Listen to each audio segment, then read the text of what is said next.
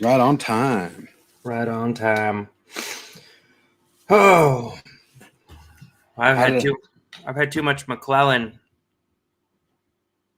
That was dull. No, You guys actually watched it all? I got through all of it. I watched God. all except the last hour.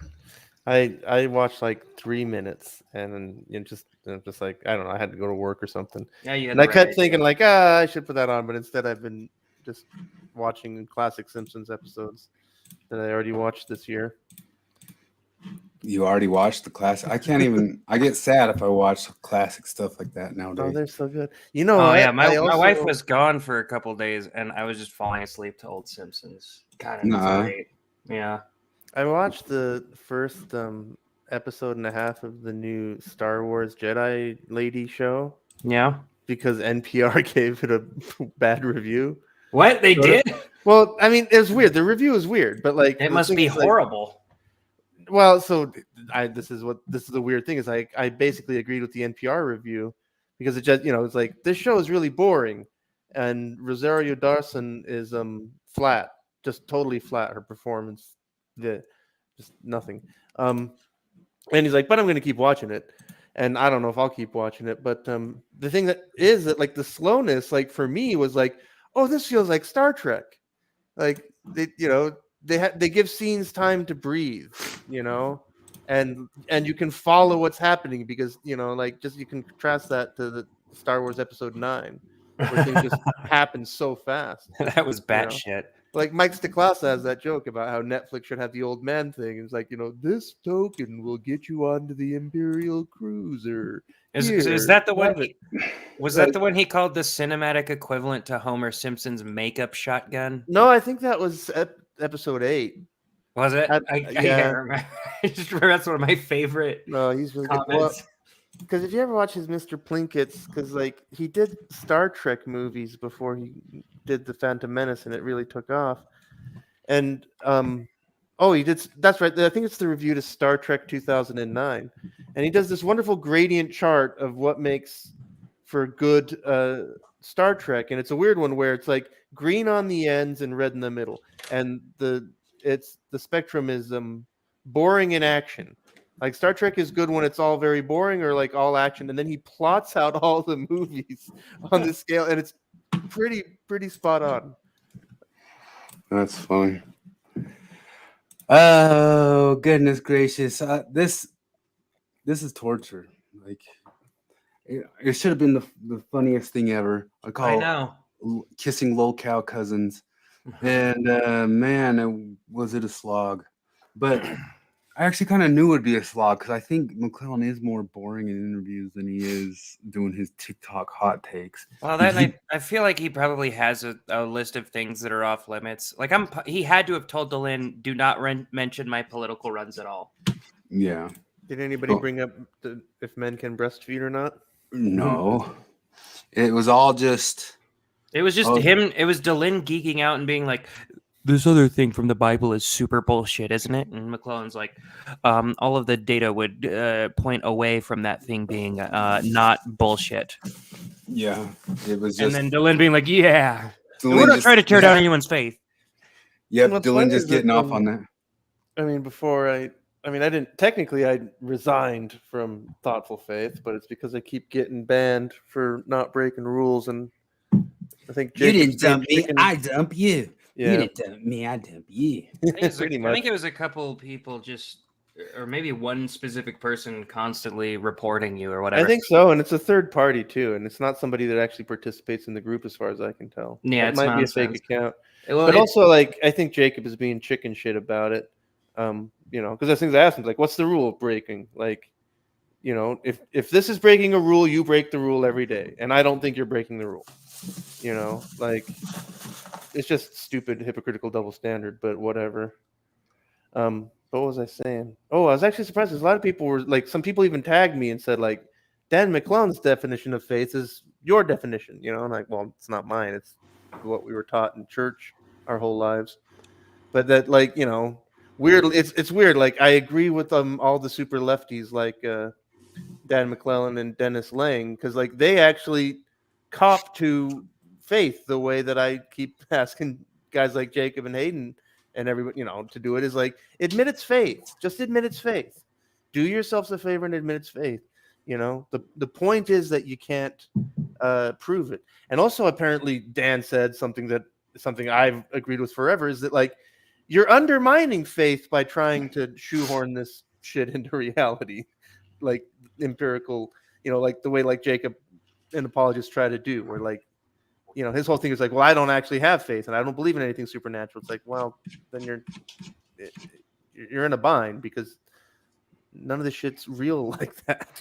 Well, it's kind of difficult to say, because like once you, I don't know, once you allow for Mormonism, it's almost like what really could be supernatural, because it would all fall under. Yeah, and Mormonism. I think that's what he's trying to say. No, I mean, Mormonism. If there is something out. supernatural, there's a material explanation. Yeah, but I think it's pretty obvious what you're talking about when you say supernatural. Like it's pretty obvious that you would say things that we cannot, at least right now, accurately explain through anything other than maybe like mysticism. And also, like, people don't come back to life, that kind of thing. Like, Dan McClellan, the Mormon, agrees with you. That's the thing. Is like, so it's weird because like on that stuff, but like Dan McClellan and Dennis, like their politics are both ridiculous. Well, Dan, I think Dan has zero Mormon views. Yeah, Dennis might still believe in resurrection. Who knows? I mean, I don't know. But Dan, for sure, is just Dan's as atheistic as any atheist any of us know. He just adds in the phrase before it from an academic point of view or something. However, he just kept saying that, something like that. According to the scholars, according to this and that, the other. So every single one of those say points, it's somebody bearing the true priesthood. Like that's all the authority that he has from getting degrees. He keeps bragging that he like studied under this lady Francesca Stavrokopoulou. Oh, he loves name dropping her. Well, she's the greatest thing ever.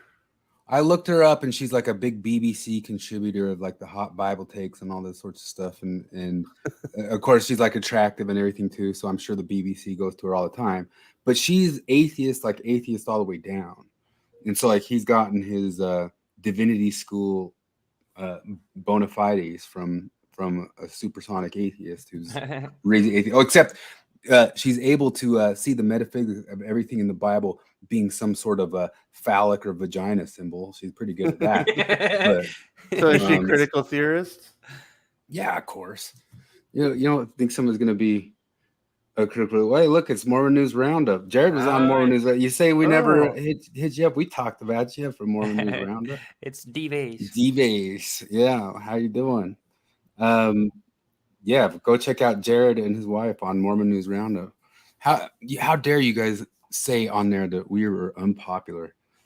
We take pride in being unpopular. Yeah, good stuff.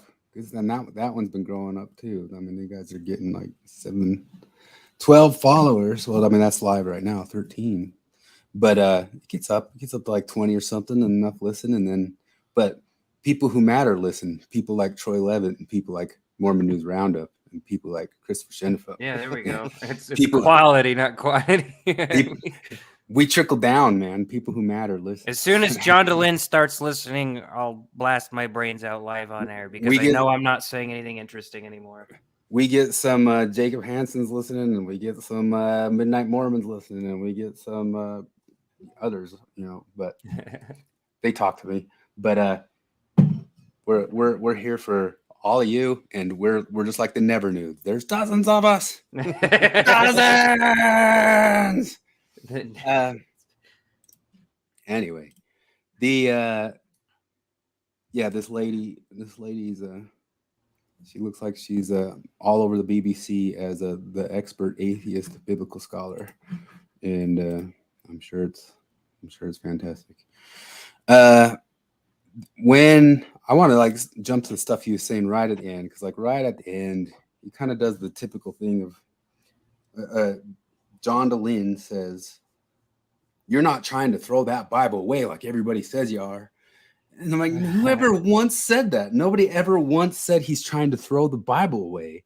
Everyone's saying he's trying to just like everybody else using the Bible, using how Flip phrases it, I think borrowed from somebody else, that he's turning it into his own ventriloquist dummy. Yeah, that's Bob Price. He's not throwing it away. He's trying to turn it into his thing. So I just don't. Yeah. At the very beginning of this channel, I was thinking of calling it the 13th clown, and I've explained it before that the 13th clown is the idea is like if there's 12 clowns up on a stage, and one other guy gets up there and starts describing what all the clowns that are there doing on the stage, acting like they're up or above or outside of it. You just have 13 clowns on the stage. And Dan McClellan's just being a 13th clown. You know, is this a Derrida term? Yeah. But no, he's just up there thinks he's or claims he said in there that he's calling balls and strikes. But then says, but then I just do have these biases this way or that way. The biases you admit to bias things extremely. So that Well, I'm super biased. It's extreme bias, and it can't not be extreme bias. Well, he straight admits to, using the Bible as his own ventriloquist because, I mean, that's half of his whole shtick with the whole renegotiation thing. It's always anytime you try to interpret the text, you are renegotiating the text to fit your own worldview. Therefore, we should renegotiate the text to fit the worldview that we like now, where we're all super allies and all this shit. But the problem is, then he talks about how incorrect people are when they try to interpret the original intent of the authors.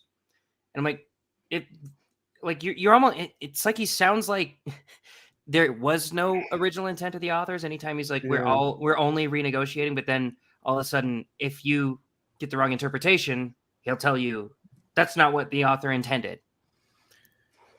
Yeah. Well, so that's what I want to hit on is the very last bit of the 10th hour. Nobody else has heard this but me. I'm just kidding.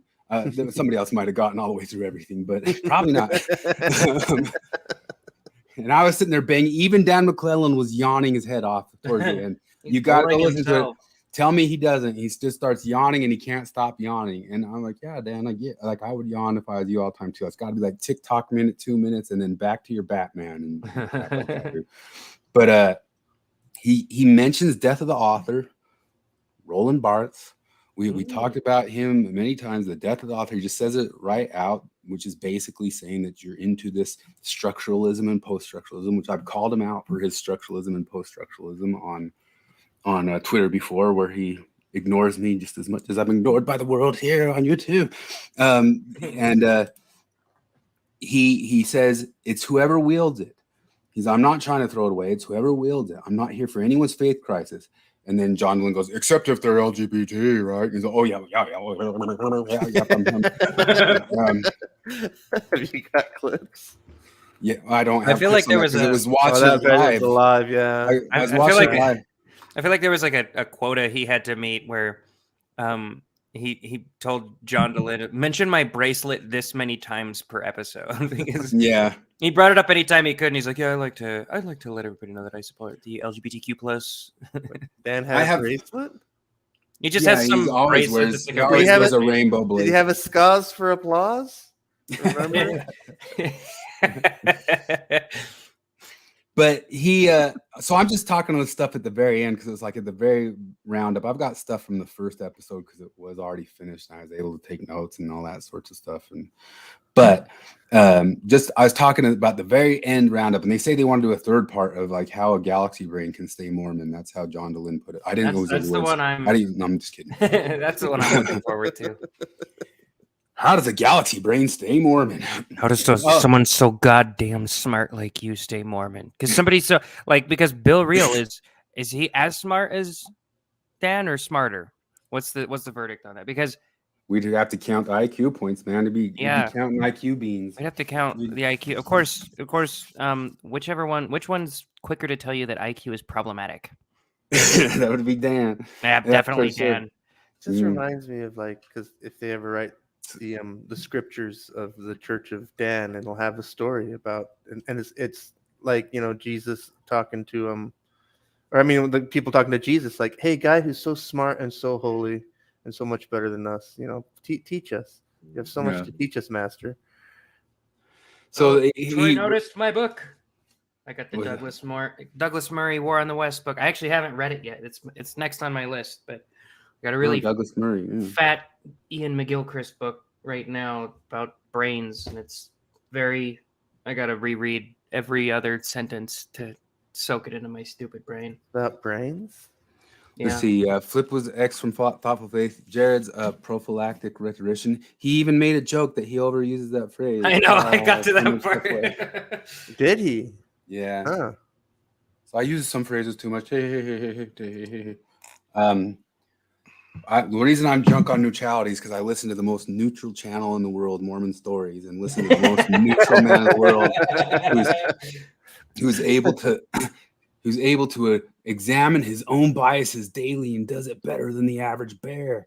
And you wouldn't be able to keep up with his neutrality if you tried, man. Boom, he shake you left and hit you right with his neutrality. You wouldn't be able to keep up. So man, just all the neutrality. I'm just awash in it. I can't even see straight. I'm just in the floating. It's like a deprivation tank of neutrality. I had so much neutrality the past 10 hours. I don't even know where the walls of the universe is. Let's see. So like the very last crap that he says is the Bible isn't, you all got to learn the Bible's not inherently good. It's not inherently bad. Of course, like he repeats it always through. But we got to pick out the good parts and get rid of the bad parts. Now, I'm not joking. Like, listen to like the last 15 minutes, whatever that kicked up. You know, it was right at the very end. His final message is, it's not inherently good. It's not inherently bad. We just need to keep the good parts and get rid of the bad parts. If that's not like the most perfect description of what all these scientismists are pumping in our heads everywhere we go nowadays, I don't know what's better, because it's just like, what the hell are you talking about, dude? Like, what are you even on about? We know that to you the good parts and the bad parts are your progressive religion. He always brags about. Yeah. He always brags about, man, I get it from both sides. I get it from one side and I get it from the other side. No, you get it from one side. You just haven't redrawn the lines yet. Well, he did mention that his only detractors are old school apologists and Desnat types. Yeah. But then later he did say he gets it from all sides. So I don't know. He's all over the place with that. You get nothing but praise from progs, which are both in and out of the church, and you get nothing but criticism from non-progs. From, you know, it's the lines are just drawn differently nowadays. But whatever. None of it's inherently good or bad, so we need to keep the good and get rid of the bad. All righty. Alf and their Mormonism. Alf and their Mormonism. That's the author, man. Yeah, I don't know how you can listen to any of that and like land on the point that this guy can claim he's whatever we all know a Mormon to be. I claim ex-Mormon, non-believing, non-theist, you know, whatever. Oh, for sure. Well, he basically he dodges that so completely. Like, I don't want to talk about. I don't want to talk about my beliefs. We know you don't. Yeah, it came up several times. He says, like, well, how do you do this? Like, how do you stay? He's an active and believing member. Yes, I am active. Yeah, I know. You know, like he doesn't say the other part. And I kudos on John. At one part, he did push him on it. He's like, but believing? Are you going to say believing? And that's where he was forced to say, I don't talk about what I believe or not. Like, sure, buddy. Yeah, it's just all schmackademics academics. Well, not in regards to that religion. That's reminiscent of Jim Bennett, where he's like, I'm not going to say my opinion about letting gays get married in church. Now, let me tell you my opinion about that. It puts me in a box. Did I tell you I got him to answer that? You what? did? I'd have to find the thread again, but in Lobsters, I had a back and forth with him where I said, I'm just unsure why you were not willing to answer that question. Basically, the Jacob question when he asked him, like, do you think that, what was it? Do you think that gay marriage ought to be allowed in the temples? I'm like, I'm unsure why you would dodge that question. Honestly, I suspect you would say, yes, I do think that they should allow gay marriage in the temple. And he actually said, I would say no to that. Which I'm thinking that was just for the audience there. Like I don't know. It was, wonder. I don't know. or because I pushed him on it, and I'd why have to would- find the entire comment. It's been a while. Why would you be so coy about I have orthodox opinions on this? Like, it just doesn't track. I know. So what Marty asked, what is a 13 clown that realizes they're a clown? Does that make it better? Yeah, I think it does. I mean, I think the whole point is, this is all getting on the Carl Sagan point we talked about, that I brought up, like Adorno and a bunch of different philosophers like Spengler and those type of people warn of it, is like the person who starts pretending that they're just science neutral, hard brick. I mean, this is a point to Foucault, if that makes sense, is that you have to be a little bit aware of your biases, because nobody's coming from 100% from nowhere, especially when it comes to humanities subjects. Maybe like you have ways through the scientific method, which the actual scientific method is a method of doing all the controls possible to try to eliminate your biases the best that you possibly can. And it's very hard to do, and you have to review it and have other people review it and take great cares to eliminate your own biases. But in the world of humanities, you got to say, we're going to be coming at this from our bias, and that's all there is to it. Nobody's super neutral. And Sagan warned of people claiming pure science in the brain, and Adorno warned of people saying, I'm free of myth, being the ones who will be the hardest to rip away from it, because they're just claiming they're incapable of believing such things, and they're lying to themselves. Let's see. I'm above it all. That's all I know. That's what I mean. It really was maybe like a lie. I mean, I think you can report on things from a more objective standpoint. And when I went to college back in the 2000s, I did take like mass media classes, and in those there was a time frame where you had all these methods of trying to remove your bias from the script, and that all went out the window. You can even blame Fox News for it, because they were kind of the first ones just saying, we're just going to claim our bias. But at any given point, just like it never was purely objective. I mean, even just what you choose to report on is the message. Or as Marshall McLuhan says it, the medium is the message. Just where you're talking is part of the message. And Carefree Wandering's done some interesting stuff on the medium is the message type ideas. But anyway, the Midnight Mormons, I think they had a point, because I guess they reported on. I guess somebody reported that the headline was like Sound of Freedom funder arrested for child kidnapping. Yeah, and like the guy donated like $5 on a GoFundMe, and the kidnapping was like related to a custody dispute type thing. You know, like just obviously just the most cherry picked, smear type thing, where it's like, this really, come on, like whatever your criticisms are, this is ridiculous. But like, and they run that story, like how often do they run custody disputes of random people? Like, it's obviously selected. Yeah, that was ridiculous. You don't understand. I hate Sound of Freedom. They're all sex traffickers themselves, probably. I wonder if that show ever comes out on Streamo-Vision. I'd check it out.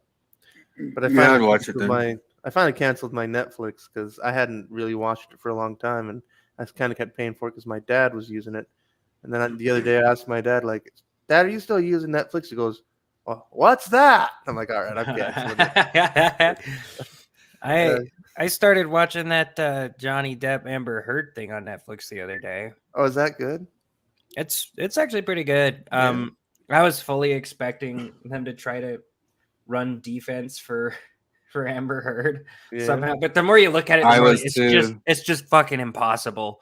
She's so insane. Yeah. I thought they were gonna try to like reimagine the story too. He wasn't as famous, so it didn't get as much coverage. But because a similar thing happened to that Gian Gomeshi. Although I mean, he was charged with like sexual assault and stuff. That was pretty famous at the time. Well, I guess not Johnny Depp famous. Well, yeah, it's just because like I think it was famous because we listened to NPR, but like nobody else covered it. But outside of Canada. But like I read the judge's like assessment of the case, And like those women lied through their damn teeth, and they colluded, and it was obviously like they were scorned. It was like nakedly a takedown, but Gian Gameshi still lost everything out of it. And Yeah. just doesn't even get the justice of having it all published. Like Johnny Depp wins and gets exonerated. Gestures often improve profits. Depends on how the clown knows they're a clown, plays the part of the clown. Yeah, I don't know. The problem is with like nowadays, I don't know the answer to all this stuff. I mean, everything's busted out and open with the internet. Who knows what's real or not real? But you can. I think we're at a point where people can't come in and pretend to be neutral. I think what the closest thing I think it would be to being neutral is somebody who really does kind of show this is what Bogosian talked about on his NPR episodes. Go watch his NPR episodes where they were critiquing NPR. What did he call those? And he talked about you have to have somebody of one side of the belief and the other side of the belief.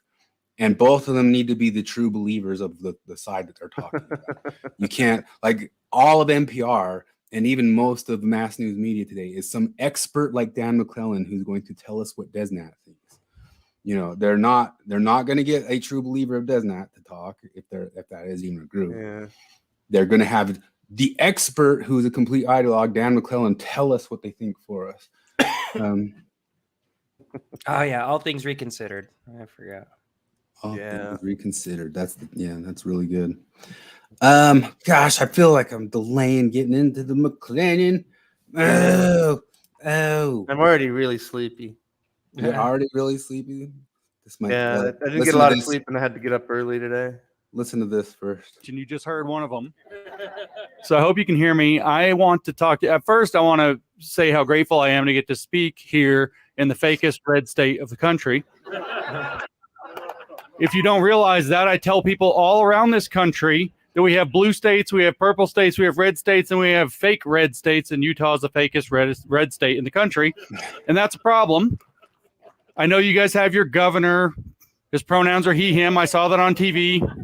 That's something. Any other Republican governors using their pronouns? No. Only Spencer Cox, he, him, be upon him. And he declared that this is going to be the cradle of the fourth industrial revolution, which that sounds bad.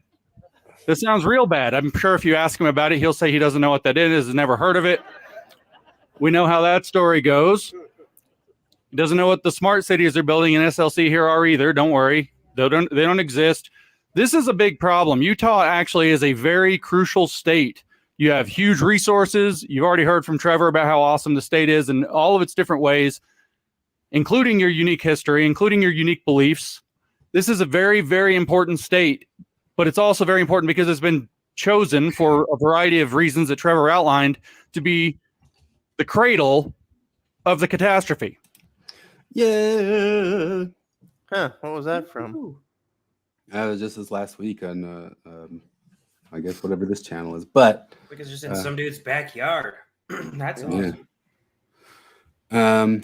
He came here for something or other. It's Julie Bailing's channel, Behling. Let's see. That lady friended me on Facebook. I didn't even know about her until she found me somewhere. And then I told you that somebody might be listening out there. I went to my parents' house and somebody said, "Hey, I like your podcast." And I was like, "Ooh." Don't tell my parents. Let's see. I'm Brett and I'm procrastinating. It's all good. We need a true believer Dehlin on. All we've ever wanted to do was talk to those true believers, and they they don't talk to me. claimed they were going to talk to whatever opposite side true believer. We're going to come across people who are truly conservative, like we're even that. We're closer, you know. What I mean? Yeah. But We're fucking fascists. We're Desnat. We're Desnat. We're Earlier when we Exmo were talking Desnat. about- We could probably start that hashtag. Like, what would they call that? Exmo Desnat. Exmo Desnat. What was your final thoughtful faith straw flip? Troy's asking. Somebody's asking what it is. That's Jacob Hansen's Facebook. Oh yeah. I told somebody it was iron law of woke projection.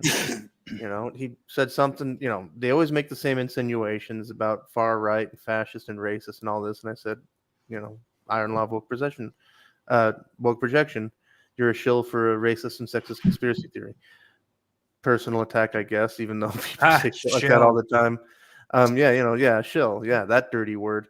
And you know, he said like you get reported a lot, you know, and like, but because that's things like I've been banned twice where I contacted them and said, "What's up? I didn't break a rule." You know, all I like that's things like when I do insult people, I'm always returning it in kind. You know, to point out that they're insulting. Like, why you started this? But like a couple of times I got banned and they overturned it. But that's things like I never heard back from Jacob, but I'm like, Jacob, I didn't break a rule. Like, and I also because he also I think you can't. I think a rule is you can't call like a direct person a thing like a hack or something like that. I guess, but I've been called an imbecile. They call me all kinds of things. And, yeah, but you have to report them.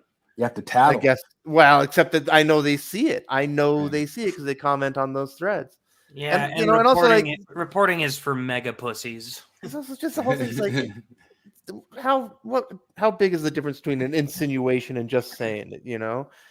I mean, that's one of those things like one of my gripes with Jacob is like he's constantly assuming that I've never heard his arguments or I don't know something, you know, and it's just like, and I've asked him like, stop doing that, you know? Like I know Jared isn't that being rude? Like that's a personal attack. I declare it. Like, come on. I know Jared doesn't fully agree with this because he feels our plight a little bit, but he's the oldest, and I frequently joke that we have like middle kid syndrome. We just kind of know what the world is because it's like, Chris, don't pester your older brother. Stop hitting your older brother. Your little brother messes with you, Chris. Stop irritating your little brother. Like you're the one who's no matter what you can't.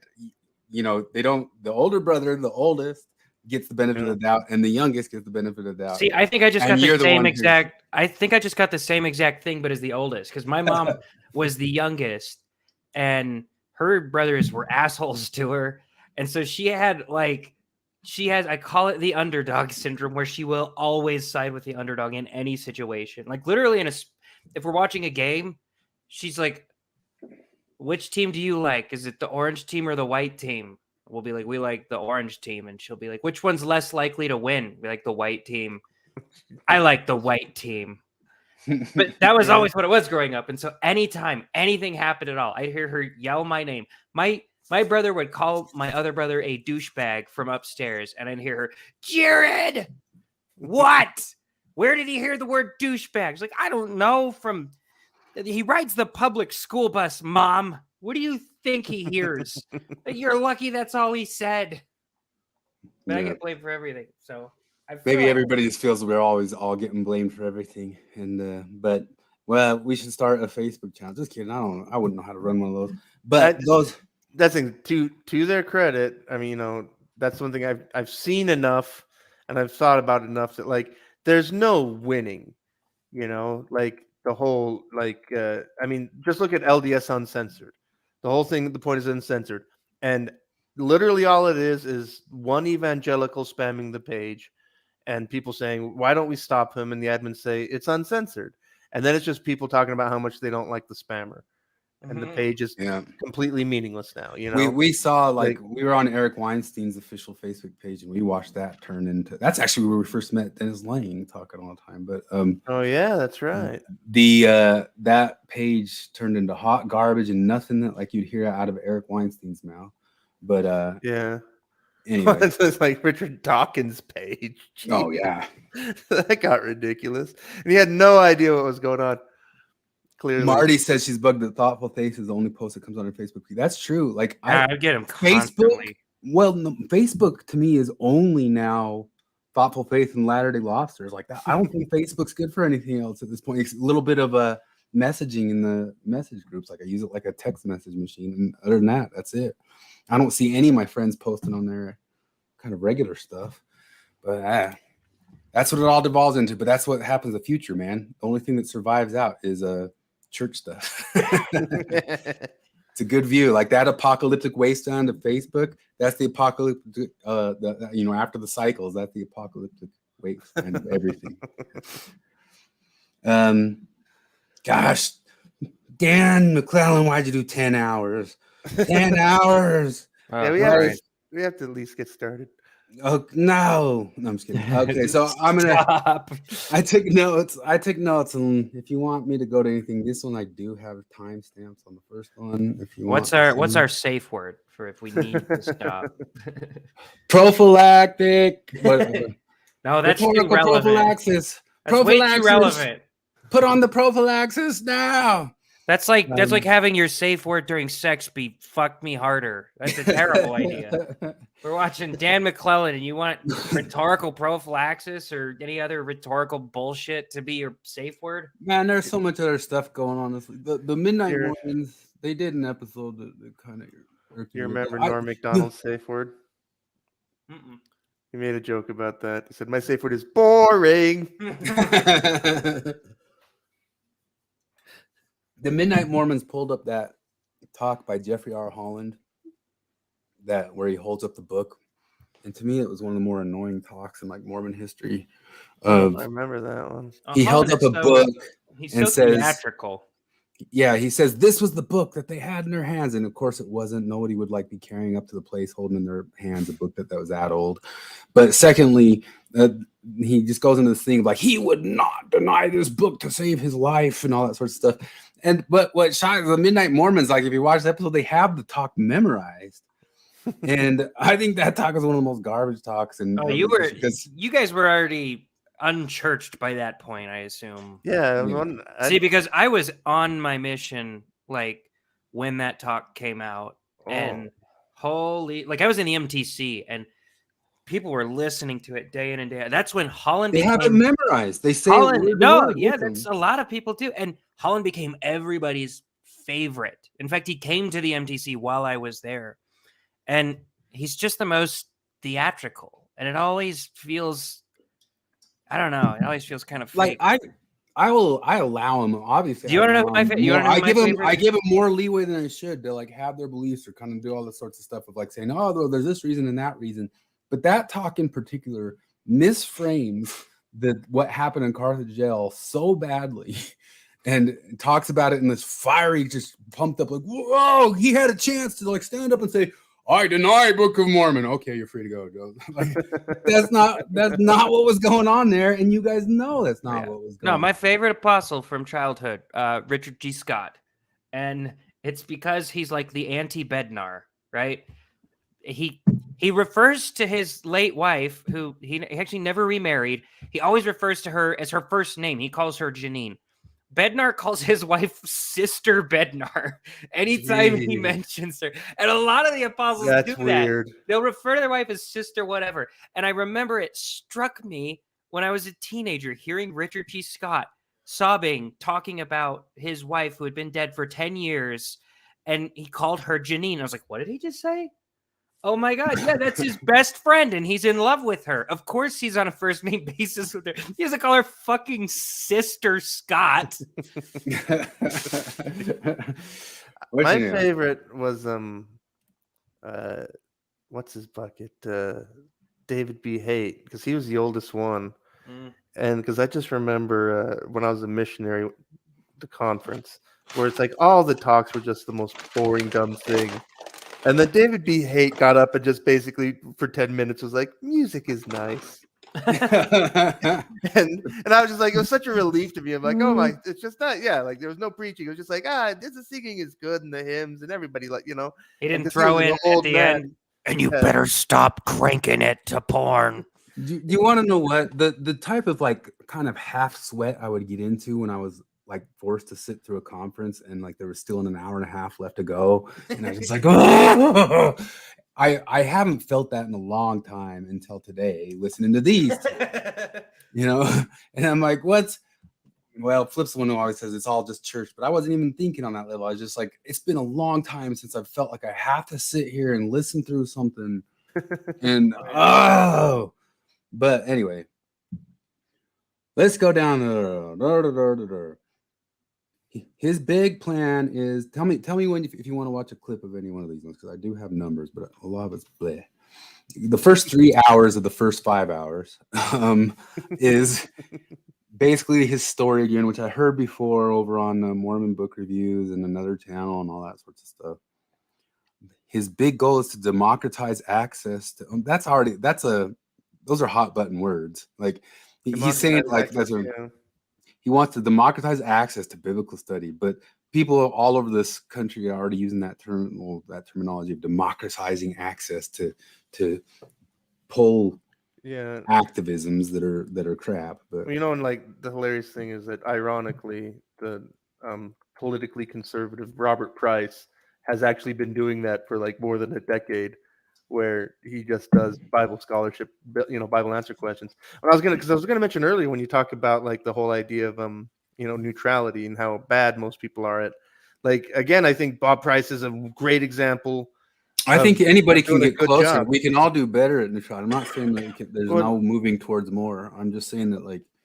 But then you also know, bro, where his position is too at the same time. So you never feel like he's pulling the wool. The thing is, like, what I loved about Bob Price is that somebody would ask some kind of theological question about some part of the Bible, and what was amazing is like he'd start by reading the text, and then he would like go through all of the opinions of all of the big Bible thinkers through time, give them totally fair, steel man them, and then at the very end say, "What I think is blah," And it was great. Whereas, like, Dan McLennan would never do that. He'd never actually steel man his opposition. No, he only says that it's his opinion and then the overwhelming consensus. And, I've rarely heard him give a counter opinion.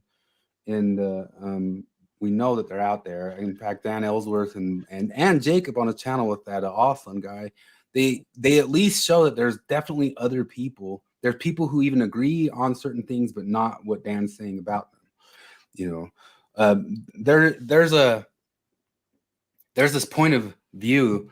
Maybe I'll pull it up later, but I was showing you guys that guy Metatron who did a whole episode on how ideologues really kind of push about homosexuality in ancient Greece, and it's always been overdone.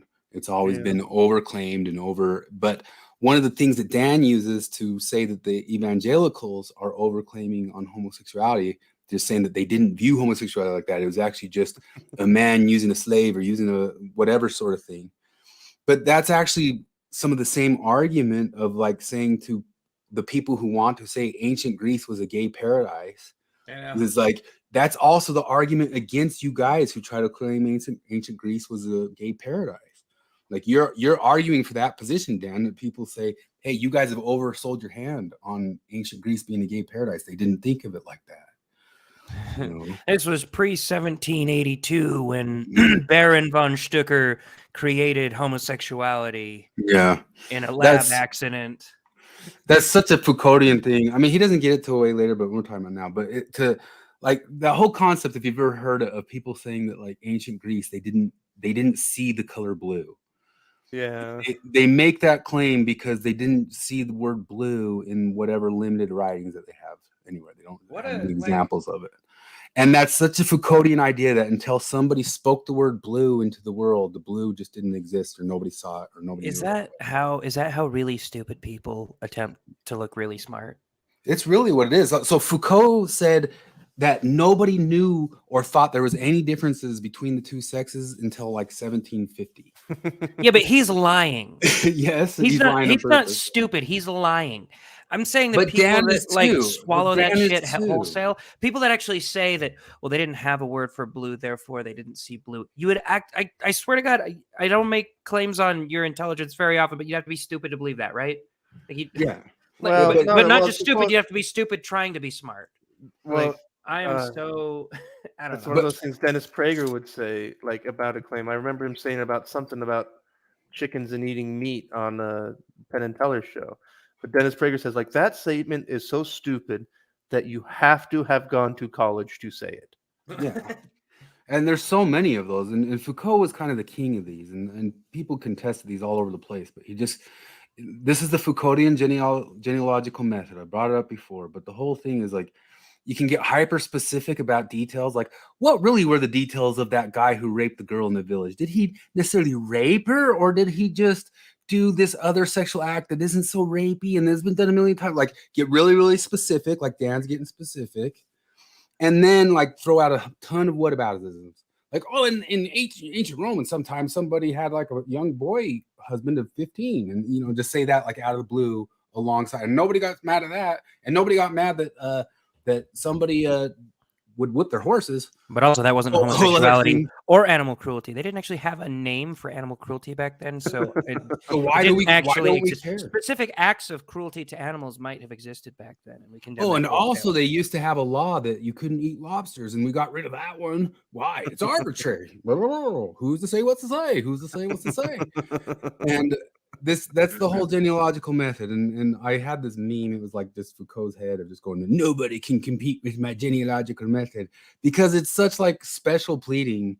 That's just ultimate ability. Like how can I special plead anything of just that? Just say people did stuff different at one time or another. Let's get hyper specific about what you're claiming.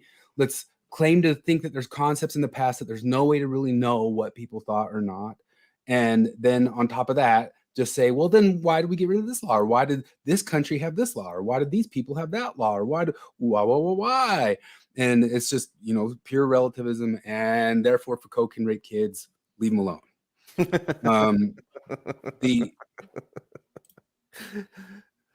That's a good trick. Yeah. But if you think about it, it's almost kind of like sometimes when I remember when I was a little kid and I was trying to argue to my mom for a sleepover, and I got really good at being like a weasel to try to make all the arguments in the world for a sleepover.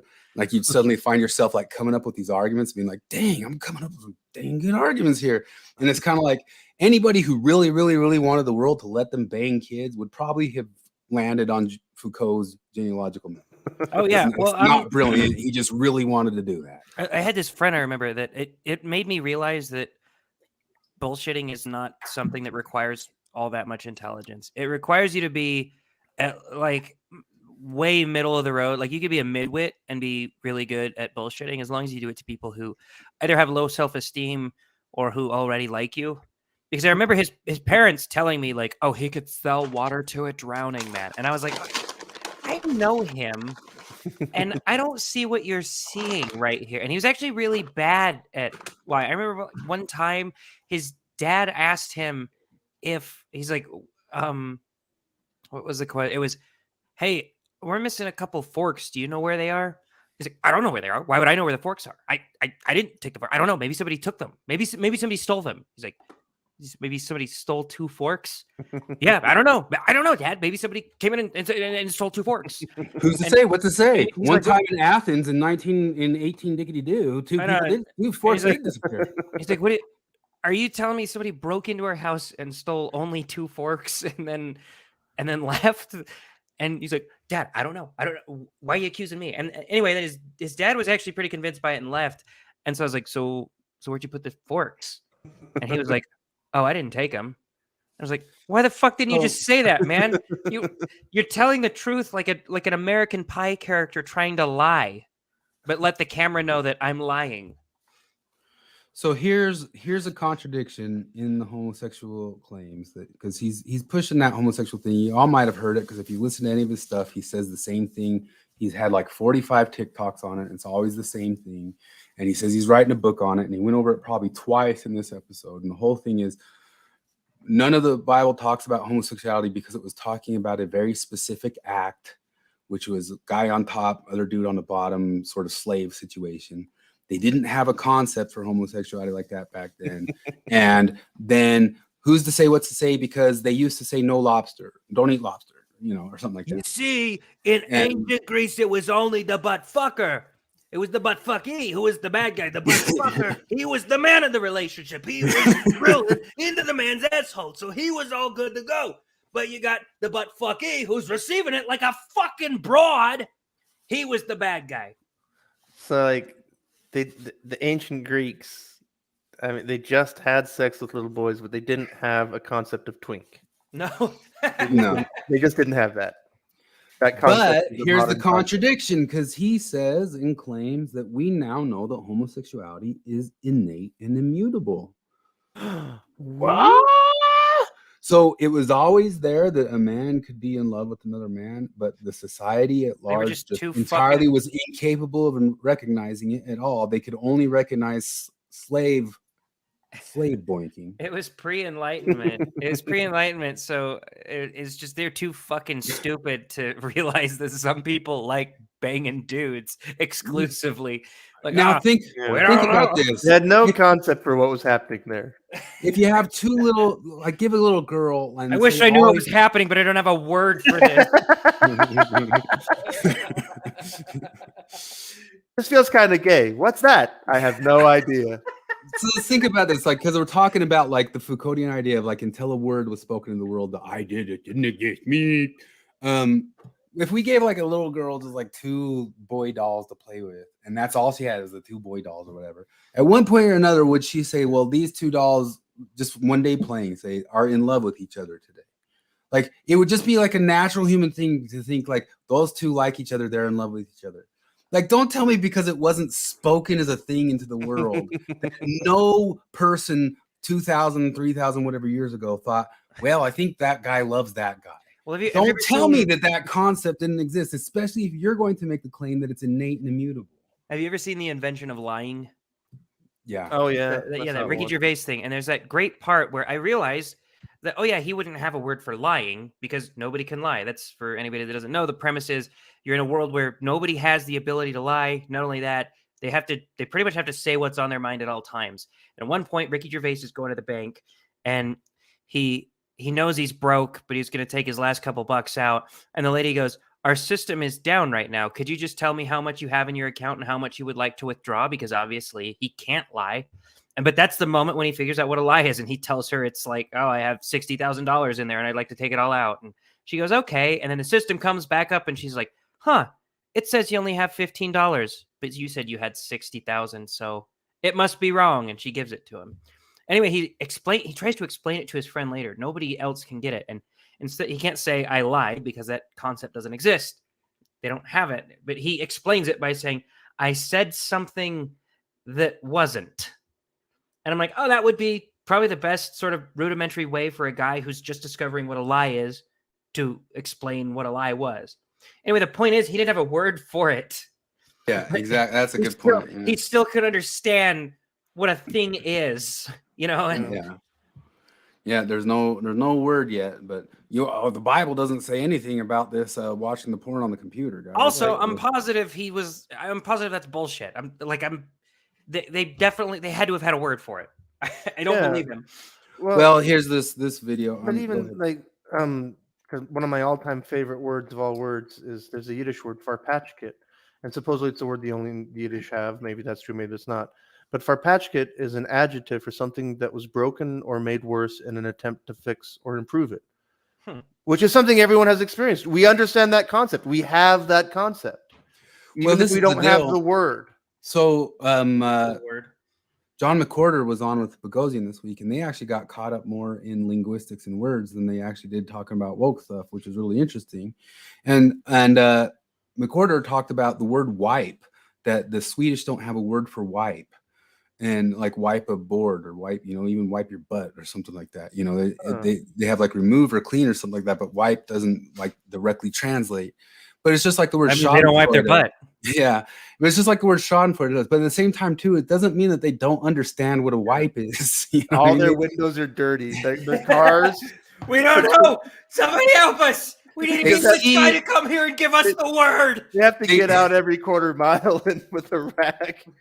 They see and they know and they get that doing this thing in the world cleans that thing off, and they don't have like a specific type word for it. But even the word schadenfreude, we use the word schadenfreude, but we know like the concept of the idea of being happy that somebody else isn't having such a great time. It just comes out in a sentence or something like that. And there's a million things across the board, like McWhorter and Bogosian really get into it about how like, yes, the languages have limitations. It doesn't mean like certain ideas or concepts aren't there or they don't mean it. And so much of the humanities world, especially guys like McLellan and especially like people I was trained by, I frequently mention the movie Arrival. Watch the movie Arrival and realize that they believe that crap's true. They think words are magic. They think words are magic stuff. And as soon as you learn the words, you'll get time traveling ability. Because addressing Dan, just because they didn't have a word for dick smuggling butt pirate doesn't mean they didn't know what that was. They did. It goes like, no, just kidding.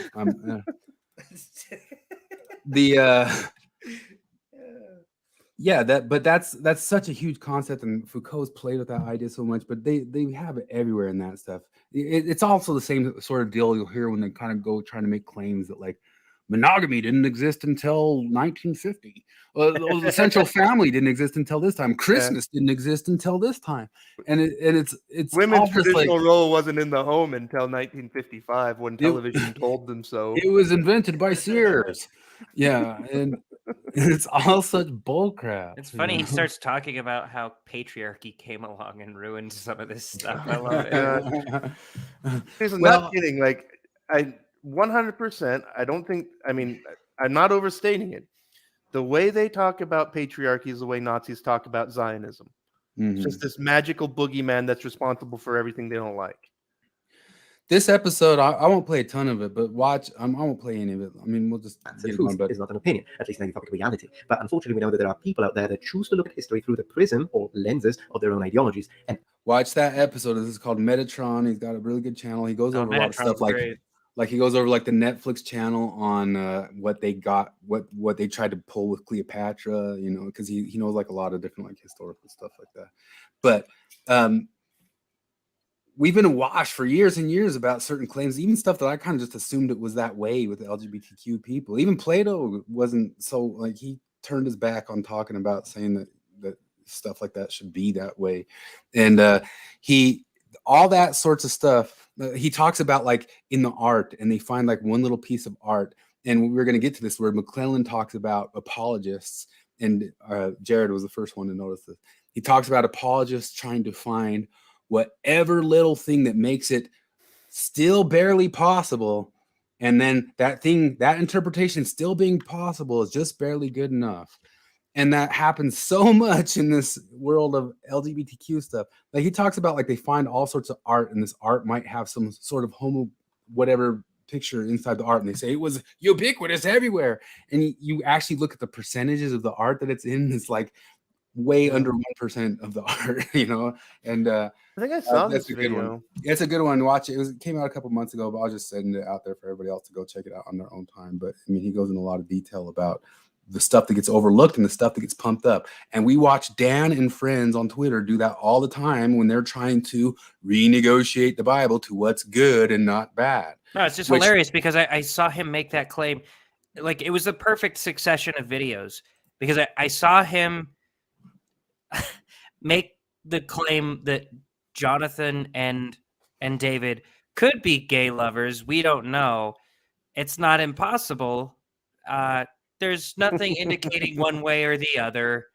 So, you know, don't rule out either one. And then I was like, and then the very next video of his I saw was him saying some apologists do that thing where they try to make it seem like just because it's not a complete impossibility. And I was like, wait a minute, you just fucking did that. Like right in front of my face. Like are you telling me what you're doing? Are you doing that on purpose? It's the iron law of woke projection. But this is why 100%, like I say, it's just like the 13th clown. Like when I see Dan talking about the Bible and taking up the Bible, I don't view him any differently than I see an evangelical person telling me all about the Bible. I just see it exactly the same. I got another evangelical telling me all about the Bible here, and that's what it is. And I frequently will talk about the idea from Durkheim about a talisman. And so if we're to really take our atheistic worldview from Flip and myself, Jared, I don't know how much, because I know Jared's not an atheist, but I don't know like how much Bible you I'm not a Bible guy. I'm not a Bible guy. So Durkheim talked about like one of the things that like bound groups together, and Dan Maklelan talks all the time about how religion's just there to bind people together because he has this atheistic worldview, and he regurgitates all the arguments, just does it with hiding the ball and what his supposed religious beliefs actually are. But the idea is that there's a talisman, like the Book of Mormon might be a talisman, or crystals. Let's just say it's crystals or a talisman or just some little object or something like that. And this thing never meant anything. It was always just a little stupid object, right? That's what the atheist really believes. So I come along and I say, I found this talisman. This talisman gives me eternal life. And this expert on it tells me, no, the original people who had that talisman said it gives you many kids. And you go, okay. Well, I say it gives me all the eternal life. Yeah, but the original guy said it was that other thing. Well, I don't really know because I don't really have their writings and stuff. But I mean, I kind of interpret that. Right. I mean, I can. Well, some of the writings said this, and some of the writings, you're an idiot. Like, okay, yeah, but all of us were just playing with the talisman, according to you. Like that was a talisman. What does it matter if they change the meaning of it or do it? Like he says, it's all negotiated or something like that. But he's the one who says it blows my mind that they don't think of it in the context of the time. And sometimes the context matters and sometimes the context does. Just like you do, Dan, all the time. Like sometimes to you, it really matters what the original guys thought. And other times it's like, well, they just gave up on what the original guys thought. So now we just throw that away. You're doing it. You're doing it. You're doing it, Peter. You're doing it. If it's just a talisman, what does it matter if people change the meanings of it? Or I would think more that what would matter is somebody's mystical experience with it in the current times than whatever somebody said about it originally 2,000 years ago or something like that, if it has any sort of meaning at all. But on top of that too, Dan hides the ball that he's like, yeah, and I also belong to this other church that has this whole other talisman, but I don't want to talk about that. Okay, I don't want to talk. And well, what about that talisman? It seems like that talisman is just completely pulled out of the thin blue air, and it's not. Yeah, all the data points to that, but I don't want to talk about that. I want to talk about where everybody else gets all the data wrong because they've got new imbued meaning on the talisman that's different than the old imbued meaning on the talisman. And like, so if Dan's right, we're all just doing this postmodern playing with the text or some sort of thing or whatever like that. Like, why is he sitting there trying to rescue it? I think like if you're going to be this type of atheist person, I think it's the height of cynicism, as we talked about, that you are going to still try to use the thing. Like we don't try to use the thing, you know, we don't try to, we say, oh, there's some cool ideas that came out of that thing or whatever, but we're not going to go try to turn it into our weapon to go wield over people's heads or something like that. Oh man. That's one of those things that Jacob and Hayden, I think, do a lot. Is that classical apologist thing where it's like, you know, if you don't buy this, well, then you're into the wicked stuff. Those are the two options, you know? Yeah. Data over dogma. That's his catchphrase. We all know that one. He's critical of apologists because apologists aren't critical. I mean, I don't know what. Like apologists are just pro, and he's just the opposite of criticize. I don't know what. Like I said, I have timestamps for this stuff. I find the question on if it is true or not boring. That's what he said. Faith is not built on truth claims. Faith is not built on truth claims. Credence instead of costly signaling. And when he used the word costly signaling, beware, because now John Dehlin knows costly signaling, and you're gonna hear it. You're gonna hear that more than you hear cause harm. Oh, you are. Thanks a lot, Dan. What's this costly signaling, bro? Costly signaling? What's You took our number one LOLcow midwit and you taught him a new fucking word. Costly signaling? Costly signaling. Costly signaling. Costly signaling is. He wanted him to ask about it though. Like he kept saying it.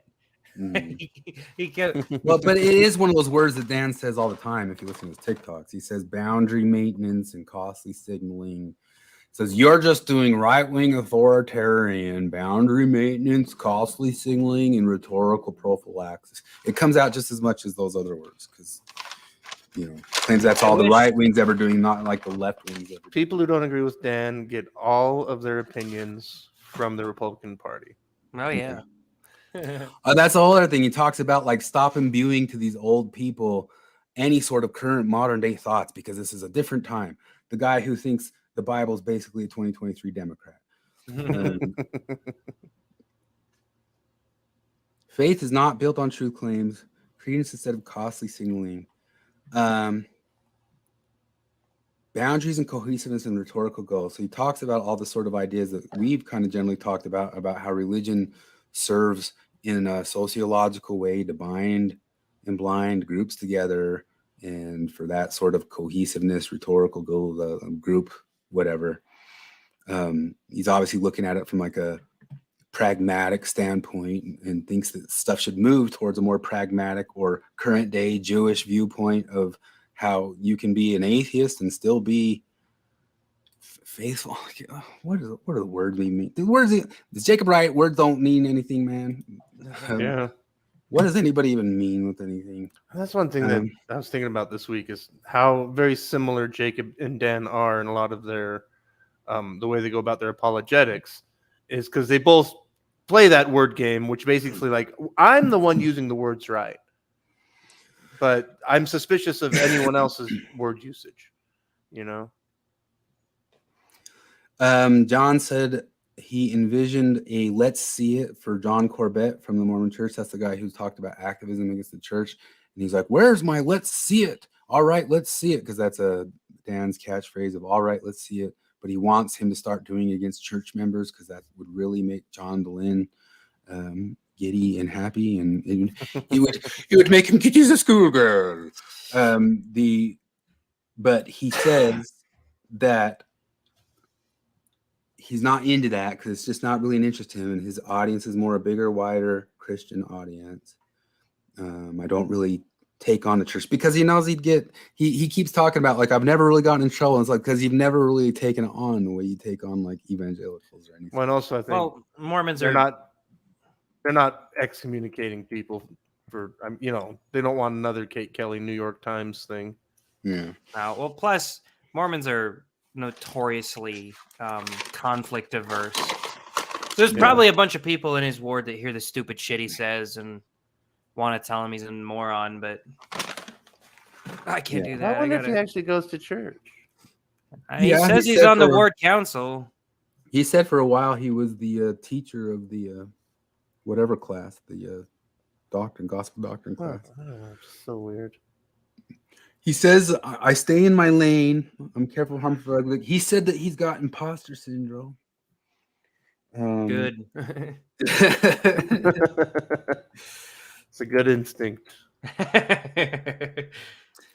John asks him, how hasn't he been disciplined?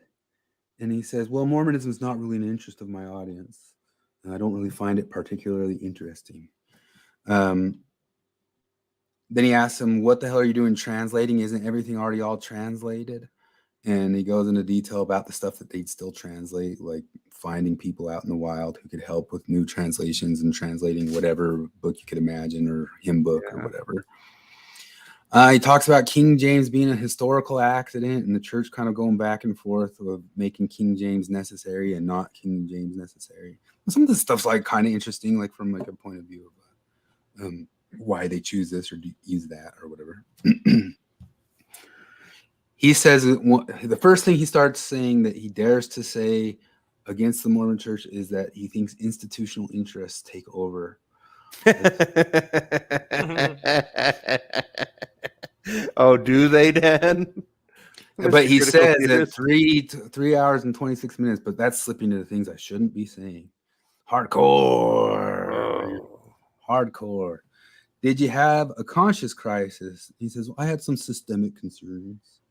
He says the institutional texts are kind of crummy because of those institutional interests taking over to what the individual people say. How did you become a contradictory TikToker? He says, I just call balls and strikes, man. And that's when he says he has imposter syndrome. But he's just modeling. Listen to this. This sounds like Jim Bennett to you. He's just modeling good behavior. Okay. Oh, but I make sure to not, if I apologize if I say something wrong to minorities. Yeah, I heard him say that. I was like, wait a minute.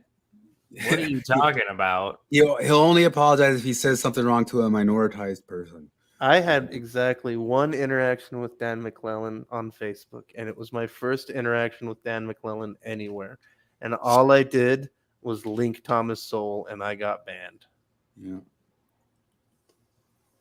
I got banned for starting to tell him that critical race theory stuff is anti-data. It's openly anti-data. And he's the data over dogma guy. And I got trounced. But I also did tell him that all he was somebody who knows the old rules to Dungeons and Dragons versus the new rules, and that's all he's doing is telling us the old Dungeons and Dragons rules are this, new rules are this. Yeah, but it's all just Dungeons and Dragons rules. You know? It drives me nuts, the neutrality thing, and then also like what Jim Bennett says, like where these guys come along and announce that they're modeling good behavior. Like, we're here to model dickheaded behavior. We want more dickheaded behavior. Get ticked off of thoughtful faith, all that sorts of stuff. But I don't know. That's why I've always appreciated the Midnight Mormons, that they're willing to be dickheads. Even Jacob willing to be dickhead. Like, yeah, like like don't be bad faith. Be good faith, but be a good faith dickhead. Stand by your strong position like a dickhead. Flip stands by his strong position and Flip's a dickhead. But he's not lying, and he's not in bad faith, and you know, and he's not saying a thing that like you're a poo-poo shit face. He's saying a thing that's a real criticism. And well, I had this interaction that made me think that I actually overestimate people oftentimes. Like I'm never sure if people are good faith, and I think that I was erring on the side of calling them good faith more often than they were. And it's because I got into a back and forth with Seth Garrett on thoughtful faith, and I texted you, and I was like, "Hey, is Seth generally like good faith?" Because I haven't really interacted with him a whole lot. I know he's been on the channel, but I don't know. And you're like, "No, he's cool," and I was like, "Yeah, he seems cool. He's pushing back, but it's all pretty thoughtful stuff, and he's not misrepresenting his views. I know, and he's on some of his views, I don't but think he's trying to hide anything, and he's pushing. He's back. Not playing devil's advocate. He really believes on that end of. And I realized how long it'd been since I've talked with somebody who disagrees with me, who just genuinely disagrees with me, and who just like we have a little back and forth, and the things that he's saying actually helps me to think a lot more. Well, he genuinely disagrees, and he doesn't melt down if you want to talk about it. Troy just went into a free association of D&D. I've got 30 hours now in Baldur's Gate. I've heard that game is actually good. Gate 3, which is D&D 5th edition rules. It's pretty good. I know the Hogwarts. Oh, you just said it's pretty good. I know the Hogwarts Legacy team is looking at it. I watched some reviews of that from the Edimontian. I can't say that guy's channel, but he reviewed it and said he loved it. And but that's a computer Endymion. That's it. That's a computer game though. Like when does it? I'm just a console dork. I don't know how to computer game. Yeah, what's the drama behind Baldur's Gate? Nothing. It's that it's very, very good, and even like anti-woke people noticing the wokeness in it still are willing to say it's good, and somehow that's irritated people. Really? like they're saying like, we noticed the stuff's woke, but it's still a good game, and you told a good story. I'm like, wait a minute, you were supposed to be mad, you know. Those are kind of like, because like you can tell a good story about female empowerment without it being. That's what I was saying about Puss in Boots. It's about toxic masculinity, and it's well done. Yeah, like just don't shoehorn your dumb religion into it, and we won't notice. Yeah. So Christopher says Seth's great. Yeah, Seth's honest, and he's going to talk about stuff. He holds pretty strong to like. I think he really, really agrees and thinks he can even kind of make the argument better of Sam Harris's arguments for like well-being, and that well-being can be figured out through metadata and all that sorts of stuff. And then he sides, at least tentatively sides with some of the trans ideas, at least the scientific claims of it, although I've disputed some of those with him about, some of the ideas that like trans is in the brain and all that sorts of stuff, which even if it was, it isn't. But even if it was, the phenomenologists will not accept that, because if it was something you could diagnose with a brain scan, no. Judith Butler say no. Some devs are saying it raises the bar too high, and players should expect it to always be. Oh yeah, it's like they're also saying like AAA games shouldn't be spending that much time with AAA games, and yeah, players are understandably upset. I did 2 interviews on it in the past week. And you said trans is in the brains. My brain went. You remember "Grooves in the Heart," that '90s hip hop song? Yeah. And I just started hearing trances in the brains. Well, if we want to get off on this for a little bit to like take a rest from Dan McClellan And you are not looking forward to Dan McClellan. I'm knocking forward. We're already Yeah, we're pumping doing through it. man. No, You I guys said just you- haven't asked I to said see you're any not- clips. I said Oh, you're yeah. not looking forward to it. We've gone over some of it. It's just I funny haven't. You how- guys haven't. You haven't said let's clip that one. I have the clips for him, but I'm glad you didn't say. I'm let's just see letting that you one. drive. I mean, No, I know. I'm not. Like, I don't the want to thing pull is, up the clips. I'll pull up any one of them you want to see, but I I'd rather just read I out watched the stuff. 9 out of the 10 hours of it, and I want to kill myself. Yeah. Brett and Heather covered. They covered. Well, here it is. Well, I just want to point out, you get a rye. Sure, come from somewhere. They're talking about this whole thing that's coming up about what transplants of uteruses that's come up and become a great big thing. And on top of that, they found this thing that they're testing different doctors and making them go through the same types of testing I was going through, that they have to say the right answers on, and making them lie to keep like certain certifications. But Brett brings up the good point here of saying, hey, guess what? If you're an organ donor, you're a young woman organ donor, They're either going. you might be donating already, have signed up to donate your uterus to a future trans woman. Are we also doing Whoa. are we also doing pelvis transplants so that they can give vaginal birth, neovaginal They birth? would. I mean, these guys get into the whole transhumanism of the whole thing. They really almost kind of feel like maybe we could just like replace the whole body like that, except the head or something. But Actually, nobody's even asking the question. I mean, I just keep repeating this stuff because it gets to it faster. But to do any sort of transplant like that, you have to take major amounts of autoimmune drugs. yeah. And nobody's saying like, oh yeah, just go ahead and have the baby, and then also just pump endless amounts of autoimmune drugs with her, if that even were possible. Like, come on. Like, what sort of crab kids are gonna get born if they ever start getting this thing going? So Man. I think of it like the first generation of any tech is always the worst. And it's always like, God bless very wealthy people for spending stupid cash on stupid new technology, Yeah, so that they can perfect it and make it cheaper, so that when the next stupid thing comes out, I can get the last stupid thing for pretty cheap. So God bless rich people for that. yeah. Thank goodness Michael Jackson had all that face surgery, so now we can enjoy all the beautiful women walking around. Thank with God. perfect Yeah, face surgery. okay, they still haven't figured that out, but there's certain This is gonna be technology. worse times 10. They're not figuring this out. Like man. I no, that's the thing. I'm like, thank God for the people, the absolute idiots who are willing to fall asleep in their Tesla while it auto drives on the first round of auto driving cars or whatever. But the first round of transhumanists are gonna be fucking bad. Like, I'm gonna be a cyborg now. And the thing is that who's that billionaire who says he's gonna live forever? The gay one. I can't remember his name. Anyway, Peter Thiel. Like, he's gonna be old enough by the time that comes out that he's desperate enough to try it out. It's just gonna be like some freaky shit that happens to him. He's gonna be a head in a jar for a while. They're gonna do something to themselves, just like how Flip was talking about how Cameron Diaz messed up her perfectly good face to give herself one of those freak plastic faces.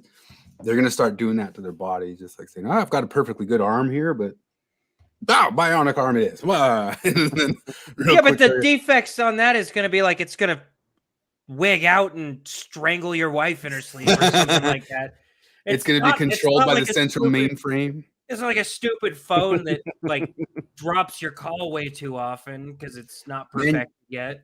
I should pull a clip so I can have it. Noel Harari claims that pretty soon, when we have all that same chip in our brain, that we will be able to download each other's memories, and none of us will ever have to go do anything anywhere. We will just be able to upload the memories of the other person's vacation, and then it will be like we had the vacation, and that will be Christ. They say that, and they say it outright and open like it's the thing. But then just think of like the Black Mirror type things you could do with that, like putting in memories into people. Like, hey, I just put in all these like war horror memories into your brain, and that's your punishment for January 6th rioting.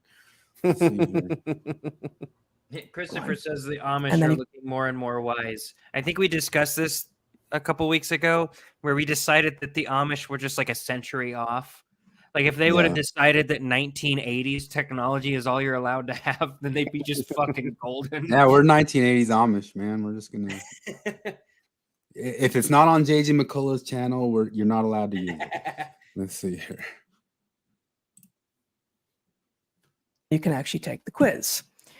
And they have author affiliations over here. And again, the title of the article that you can demonstrate your complete knowledge of in order to get continuing medical education credits through the AMA is Should Uterus Transplantation for Trans Women and Trans Men Be Subsidized? No. The first question of 5 on the quiz is, which of the following is true about uterus transplantation in trans women? Anatomy serves as a barrier to doing so. A. B. Hormones make uterus transplantation in trans women impossible. C. Obstetric considerations have produced poor results. D.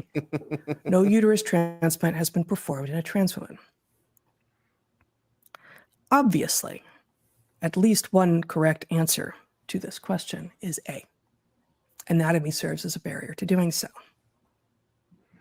I, however, long skilled in taking tests and gaming such systems, knew exactly what they were looking for, because it is also true that D, no uterus transplant has been performed in a trans woman.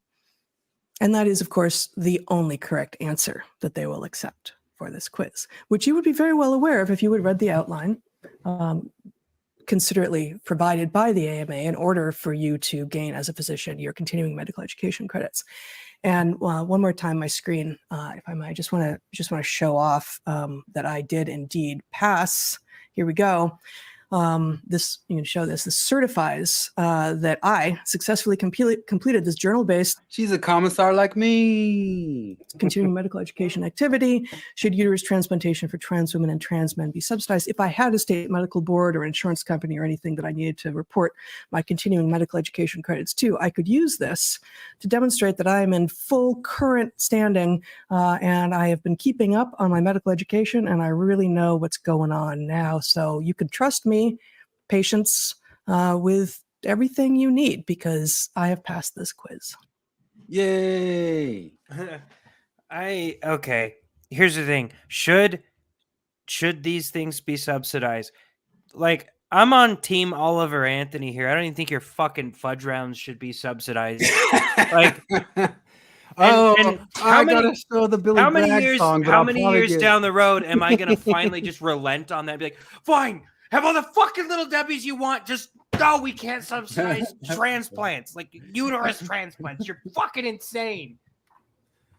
I'd probably get dinged for it, so I can't show it. But you got to listen to Billy Bragg's Oh, it was so answer. bad. His answer to the song here. It Billy sounded Bragg. like a seminary teacher doing a song for the scripture mastery shit. Yeah, the whole thing is just Join like, a union. you don't like your life because the rich man joined the union, and stop being mean to the fat ladies eating the fudge rounds. Join a union. He's even got a whole section of the verse that's just like devoted to saying, well, some people are having a tough time and they're sick and they have to get fudge rounds and you're just kicking them down. What are you fucking talking about, man? Oh, okay. That was a diversion off of McClellan. Back to McClellan. McClellan, can men breastfeed? Yes, I passed the AMA. The AMA experts say that the AMA ability for men to breastfeed is.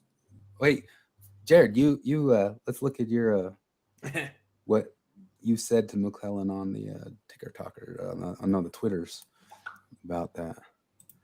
Yeah, I'm gonna pull it. You tried to get him to. I guess he tagged them in it, right? Yeah, I did.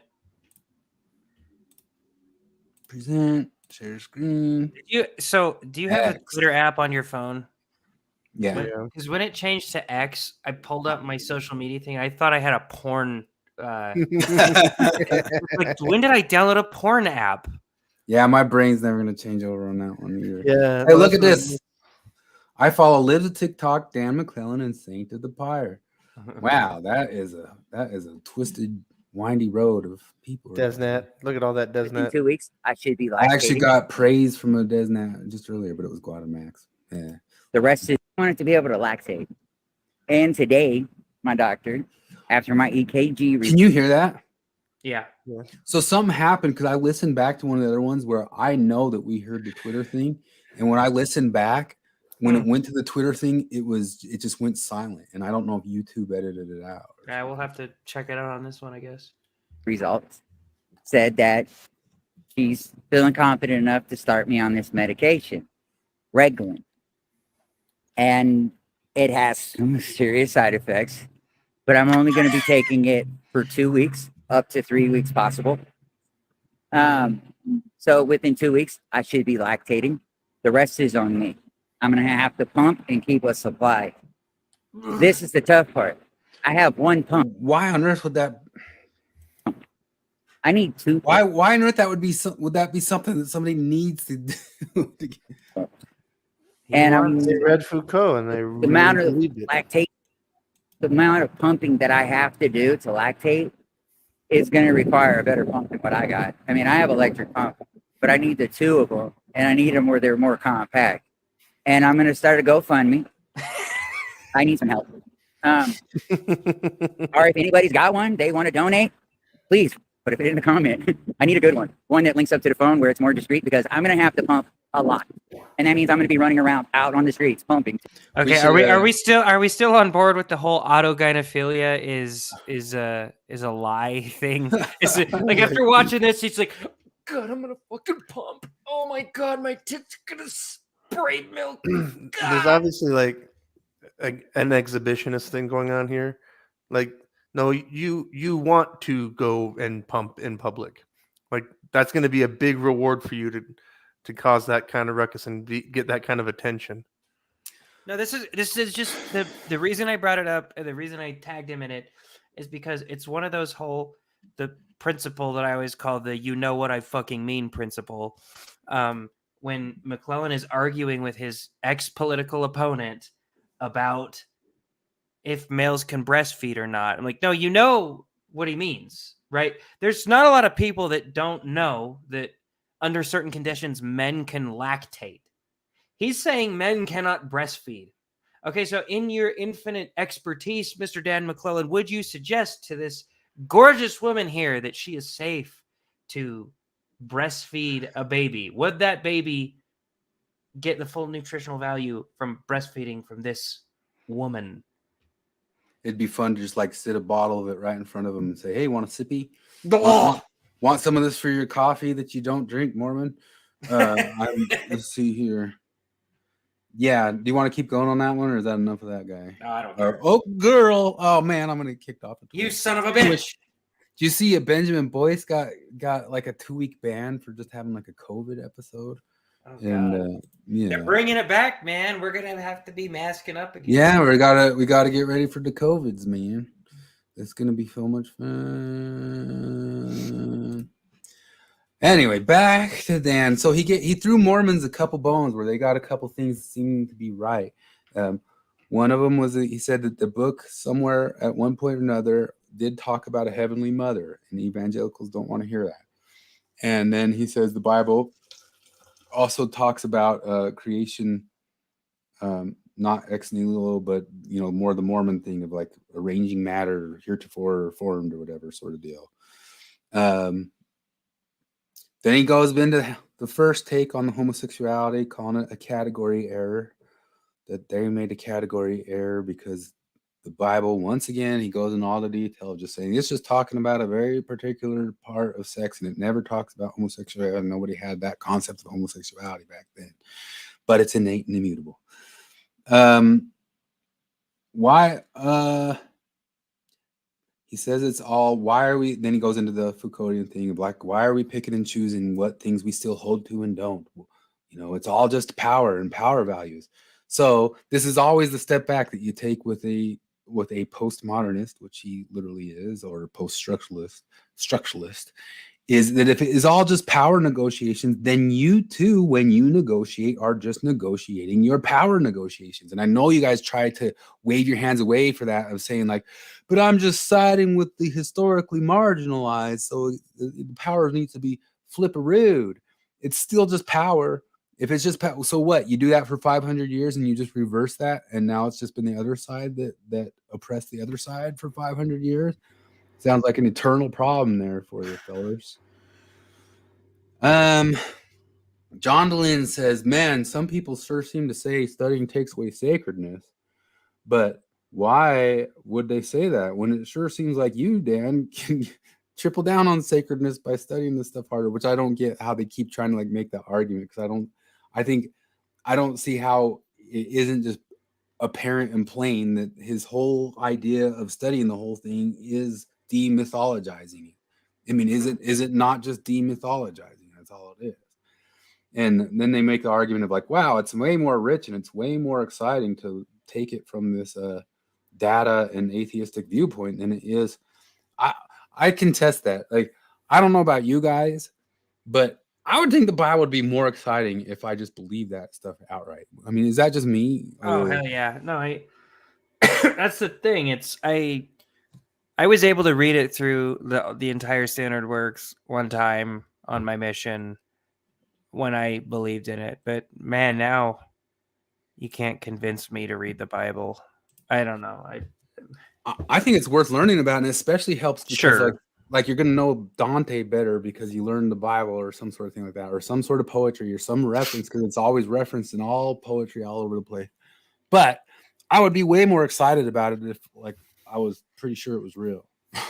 Yeah, for sure.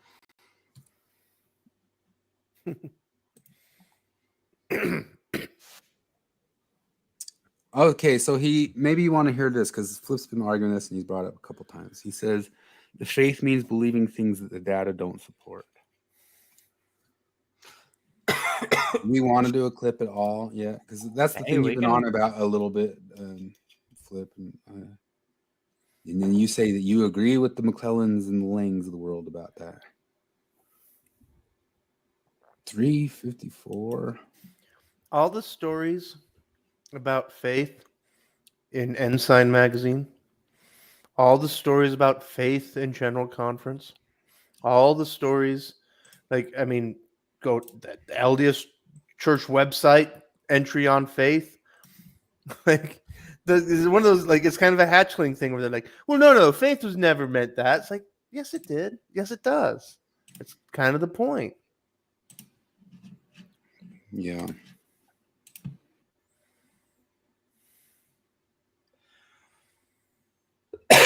Oh man. No, I can't hear it. What is that?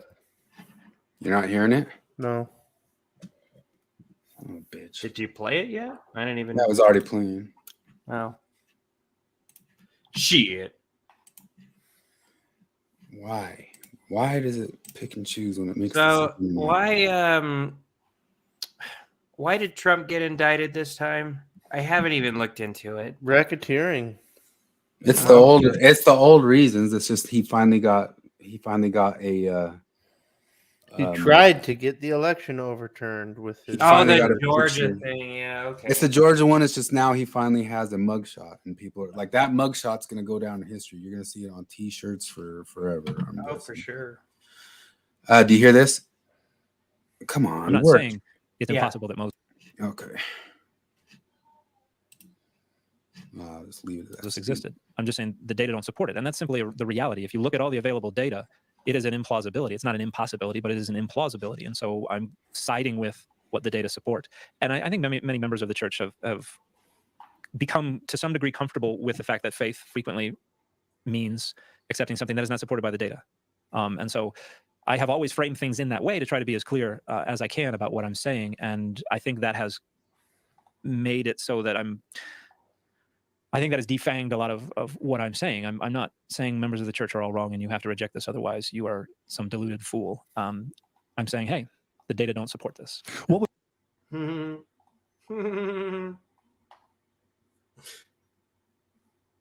He won't call you a deluded fool, but he'll say you're a far-right fascist. And then he'll block you.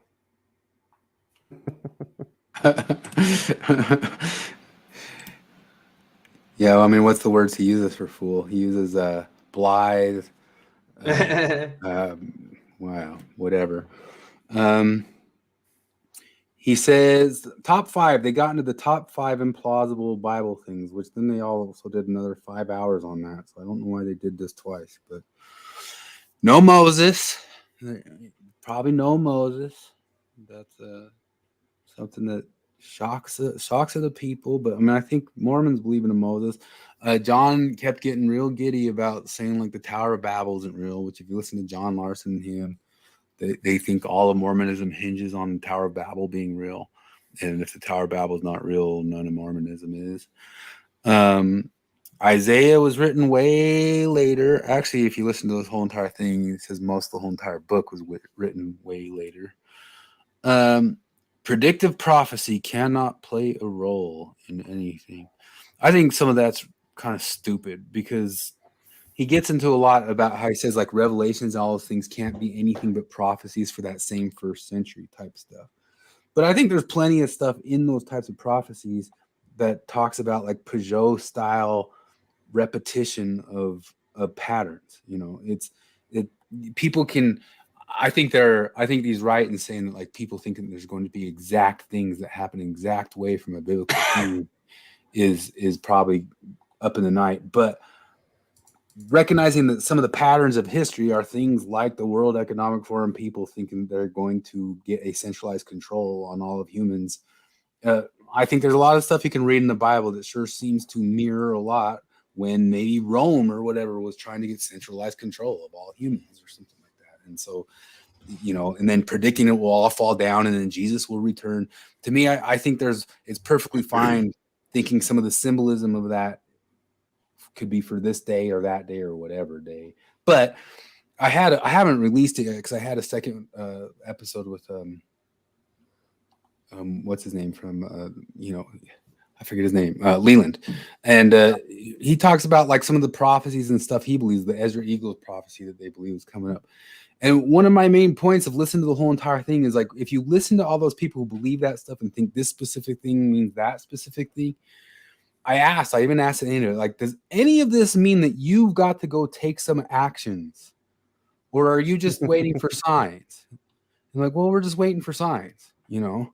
And so it's like, what does it matter then? Like it just doesn't matter. Like, I think it's fine that if this stuff like keeps you skeptical of government and in eagle-eyeing what government's doing around you, but there's nothing in it saying, hey, go commit a January 6th because apocalypse or something like that. It's almost all just prepping and waiting. Like preppers, I don't necessarily get like why people freak out so hard about it. Prepping and waiting, like maybe they lose some of their own life if it's just not true or something like that. But I don't think nowadays it doesn't seem too stupid to be prepping. It did 10 years ago. But I know. Prepping's awesome. I want to live on a compound. Yeah. Some of it has appeal. I wish I was more prepped up than I am for whenever they try to pull the COVID crap again. But yeah, we'll make a deal. Let's start a compound, a porch time compound. Yeah. Flip can learn how to hunt. Chris can. I'll be the Fed that infiltrates it. Oh. No, you. I'm designating you as the guy who learns how to plant a garden. No, Fed. Kevin already knows. No. This is. I gotta plant gardens. Race the this wall, sounds comrade. like Kevin can build stuff because he can already do that, and I could be like the poet or something. I just want to contribute, you know. You're that's a poet all. fisherman. Kevin was on that episode of Leyland, and here's the reason I haven't posted it. Is that I thought I did post it. Dead serious, I thought I did. and I have to go look at it and pull and go, why didn't that go up? I just had the thought of making a parody video game because, you know, talking about Baldur's Gate and like Dungeons and Dragons, like what if we did like the communist role-playing game and the whole thing, like the game will be the character setup, just like Dungeons and Dragons. It'll take an hour to set up your character. And then once you begin, you just end up in a gulag. You're just there. And that's the game. You're just sitting in a prison. And really like that Penn and Teller like Desert Bus game, like it really just, you could just sit there forever. Every day a meal will come in. You get to do a little bit of action when you have to crap in the bucket. Other than that's funny. More stuff that didn't happen. Genesis 2 and 3 are not literal. Global floods, not global. Tower of Babel didn't happen. Jonathan, so you're saying it didn't happen? I just think about what's his name from Inglourious Bastards. Yeah, it's just what it's just like John sitting in the chair the whole time, like Christopher Waltz in Inglourious Bastards. Yeah. That's a bingo. And Dan not pushing back on anything, just giggling at it, like, oh, so that doesn't support the Mormon claim at all either. No. Anyway, on to the next thing. Like, I predicted he wouldn't like try to defend Mormonism in any way, shape, or form. Oh, he's not going to try to defend it because it makes him look like a big dum-dum. Yeah, he knows it. He knows it does. He knows that he can't go at the Bible that way and pretend to hold on to what he claims to hold on to that we all know is just political. But he'll come out as soon as it's politically expedient to come out that he's dropping it. He'll use that. But Tower of Babel, 7th century, making fun, not real. No historical Moses. Some small scale tribes. Later retrojection. I wrote down that John's all giddy about Mormonism being wrong. The data doesn't point to stuff. David and Goliath, not so historical. Yeah, he talked about that a couple times. What David was a usurper, he thinks. I don't know. See, the thing is, I'm not even like you already know all these stories, right? Flip them just from Robert Price and Bart Ehrman and all that sort of stuff. I'm not even like attached to the Bible. This is just. I feel like I wish he would stop pretending to be a believer. Yeah, that's really it. I mean, that's really. But we all know why it is because we call him Dan Machiavellian because he's using it for political purposes. No historical Isaiah. Ooh, that's a bingo. That's a problem for the Mormons. Yeah. Tithing. He mentioned the way that Mormons interpret tithing is something more equivalent to late stage capitalism. He did mention late stage capitalism. Just casually drop that. I mean, I've said it before. The phrase late stage capitalism presumes Marxism. Yeah, like you have to be a Marxist. The stages of Marxism. Yeah, I mean it's just like gender affirming care it's basically begging the question. Like you're building the premise into it. Like if you use the term gender affirming care, you have bought into queer theory. Yeah. He says modern Mormons should stop pretending like their current day temple stuff's tied to ancient stuff. He says even when they get it right, it's totally wrong and different. He kind of made sure to repeat that several times. Like sometimes even when it's right, like I come at a different angle that it's a different reason why they got it right. So even in a place where he could say, wow, that's kind of amazing that they got this sort of thing right, he won't defend the Mormonism of it. There's no literal, there is a literal Jesus, but the resurrection is physical impossibility. There's no data to support that a resurrection could be a physically possible thing in this universe. Yeah, I feel like if a Mormon tells you that the resurrection didn't happen, he's not a Mormon, which is fine. Just don't be a Mormon. Quit telling me you're a Mormon if you're also telling me, Christ didn't resurrect. Yep. The book of Revelation is not a prophecy about today. Desnat preppers don't like that. Desnat hates me. Gee golly. The Gospels disagree with each other. Some of this stuff is like, yeah, everybody knows that, like even though like the believers know that one, You're not gonna believe this. The Bible contradicts itself sometimes. We're gonna listen to this one. It's John asking him, how can you just have gone through all that and still claim you believe? Good question, John. Let's watch that lie. Somewhere around right here. Again, going back to the end of your employment with the church, I could just see how all sorts of maybe even good or well-intended church leaders would say, we got to get Dan out of here because the implications of what he's teaching is not in the long term good for Orthodox Mormon faith. Yeah, Yes. John gets it, but nobody on Thoughtful Face or Latter-day Lobsters gets it. So I know I don't everybody see there what the likes problem him. with Darren is. Yeah.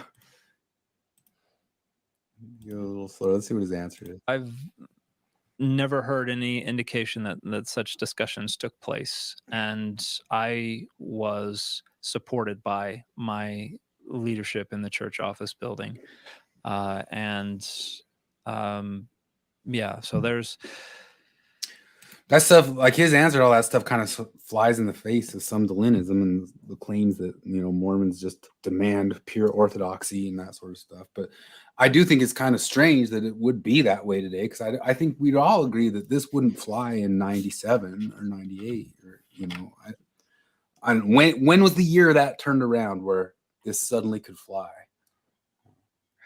2023, I guess. I don't know. It's maybe I think No, a he's little been earlier, like active in this for a while. It even took 2014, them 2015. Yeah, see, it even took them a hell of a long time to excommunicate Jeremy Reynolds and John Dehlin, which I feel like you've got some pretty strong cause to kick those guys out, right? And that was 2014. Yeah. And But he's, like they haven't even excommunicated Tyler Glenn. Yeah.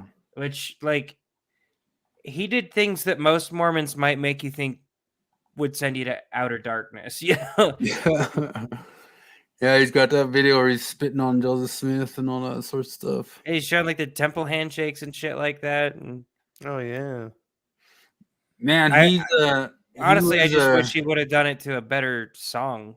Yeah, because he's trying. Like he wanted. Maybe the reason they don't do it is because they're like, some of these guys. I think what they want is the big showy excommunication. Sure, they're not going to excommunicate him because they're like, okay, he wants it. Do we want that PR nightmare? Yeah, they're not doing it much. Jalapeno smiles when he requested pineapple. All the possibilities. What is that about? I'm coming in on the conversation halfway through. I might agree with him about Revelation. I don't think there's a lot of stuff, like if he's just going to come out and say like, I am just an academic and I'm not trying to hold on to some like smuggled in goofy belief or some sort of stuff, which part of that is also smuggling in that I'm trying to change it into Prague belief, Prague whatever. But there's all sorts of stuff that he talks about, like the actual data, some of the stuff that I just be like, oh, okay, that's interesting. That's cool. Oh, well, yeah, I hadn't heard that or thought that, or wouldn't think much of it, or think that it is actually data. I hate that they use that word. It drives me nuts.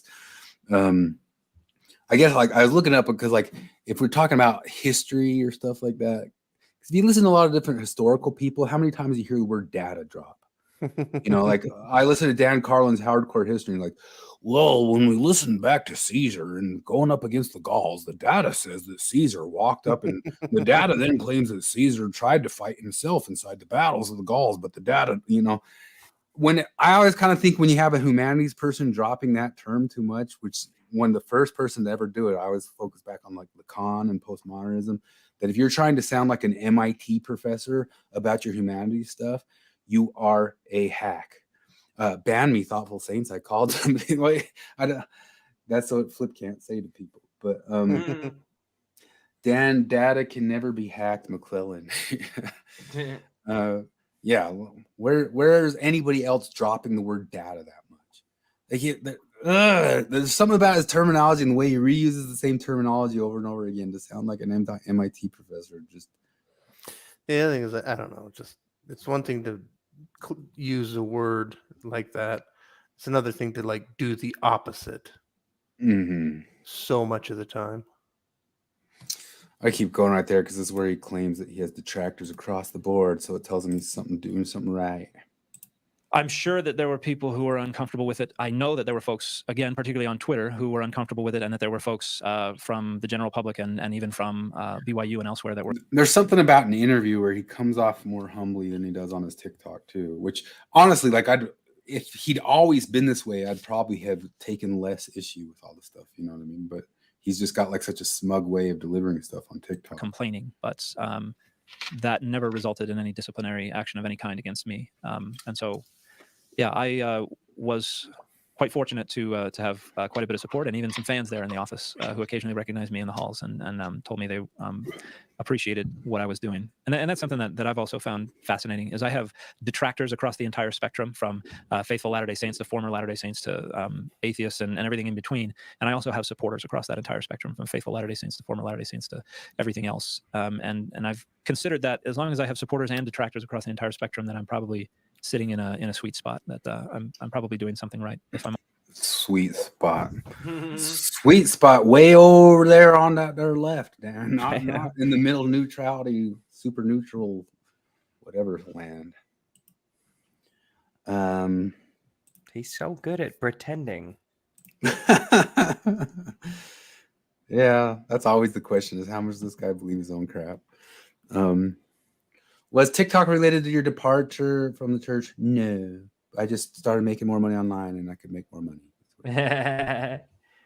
John thinks that Dan has outpaced Bart Ehrman. He wouldn't shut up about that either. He brought it up multiple times. And maybe if TikTok's the world, but I don't think TikTok's the world. And if TikTok's not the world, Ehrman is way. But Dan disagreed with that. He's like, citations and books and all that sort of stuff. I'm nowhere near Bart Ehrman. He's going to bring out a book that talks about all of this stuff of homosexuality and hell not being real, all the stuff that happened in episode 2. 435, John asks him again, how do you keep believing? And he says, you want to hear him say he doesn't want to talk about it? You want to hear it? Or... Yeah, do it. Do it. All right, let's see it. All right. What was going to improve from here? And yeah, right. The health insurance is the main thing. That was the sticking point. That was what made my wife the most nervous, because it was very nice to live for a decade without ever having to even think about it. Mm-hmm. I got a check every 2 weeks, and everything else was taken care of behind the scenes. So now we have to take care of a lot of that stuff and additional stuff that comes with running a small business. But I think it's been more than worth it so far. Nice. Well, on behalf of so many of my listeners and viewers and friends, we're all just loving what you do and in awe of it and cheering you on. Well, thank you so much. In all the good ways. Thank you. Yeah. I'm glad to hear that. So you were maybe the first person ever to come to Mormon Story Studios at like 7 a.m.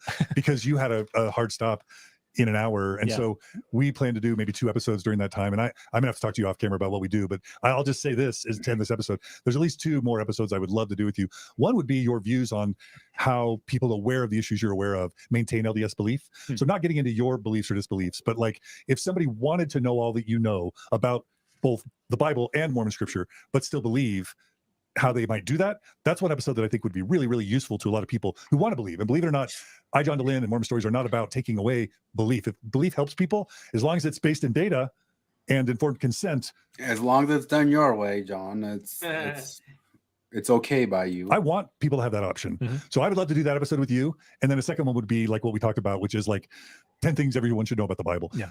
So I'm just going to leave the end of this episode saying those are aspirations of mine of still wanting to maybe do a couple more things with you. I don't know whether some or any of that can be done today or at another time, but I want to leave my viewers and listeners with the hope that those 2 things might be possible. There's a chance that those 2 things might be possible? Yeah, absolutely. Okay, good. Saying there's a chance. Anything you want to say to close out your story, and then I want to give you a chance to plug. Oh, this is my favorite part that you plugged at the beginning. But anything else about your story that you want to share that you haven't been able to share so far as a way to close? You still remain a believing, active Mormon. I'm an active member of the Church of Jesus Christ. See, there it is. In fact, my ward council. You still remain an active, believing member. Oh yeah, I'm active. No, that's not even my favorite part. My favorite part is like, here, keep going. It's closer to the end, I think. Wait, what does that mean? The ward council is a group of leadership. Actually, we're not calling that includes you in that council. Mm-hmm. Okay. I don't know that there's anything else I would add to what we've talked about. You said a member, but believing member on some level, or do you not like to use that term? I don't like...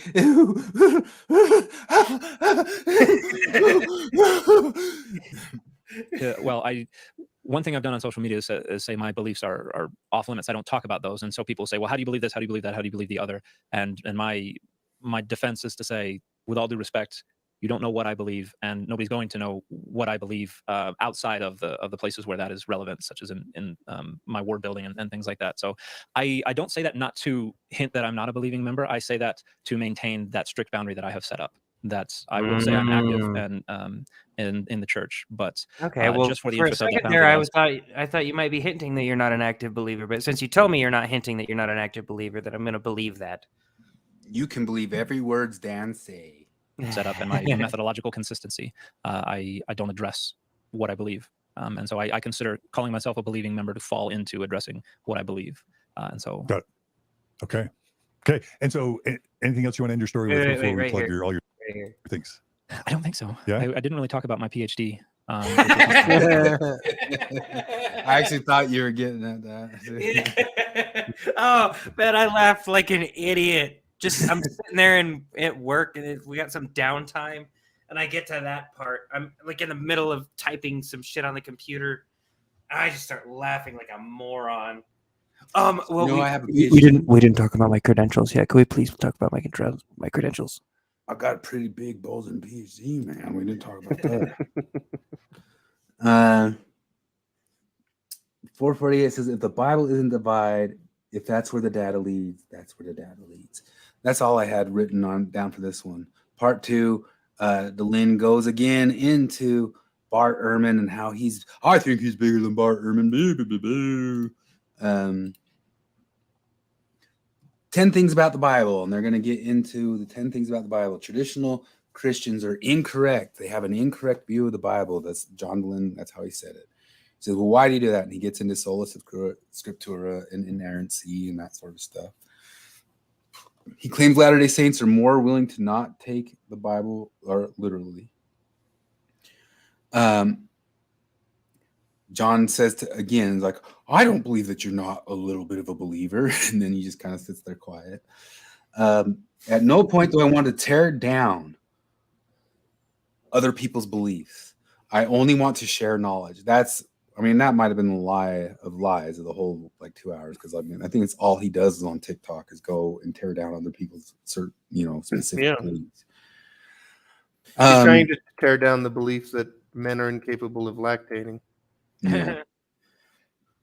Or breastfeeding. He gets into some of the stuff we've already hit on. He says people pretend that old people are thinking like current day people, which of course they don't think like that. They only think like current day 2023 Democrats. They don't think like current day 2023 Mormons or conservatives, just 2023 Democrats.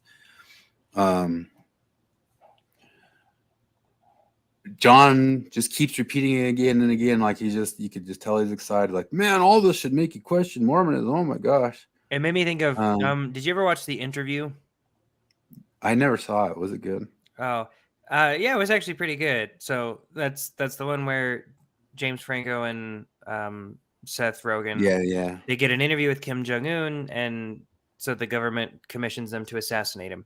Anyway, they're showing their radio show, their TV show at the very beginning, and they have Eminem as a guest, and Eminem just sort of comes out of the closet as gay. Oh yeah. And they're all like, wait a minute, what?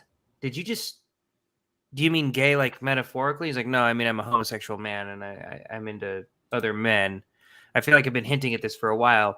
Anyway, it reminds me of James Franco starts just losing his mind, going like, oh my God, Eminem came out on our show. Eminem came out on our show. And that's just what I kept picturing Dehlin doing when he's like, oh my God, I'm going to get him. He's going to come out and say Mormonism is bullshit on my show. He's going to do it. Yeah. He thought maybe for sure. Although I do think that for him to go on shows like this, he asked for agreements beforehand. Because if you notice on RFM and stuff, they didn't even get into asking him to justify like any of his Mormon beliefs or anything like that.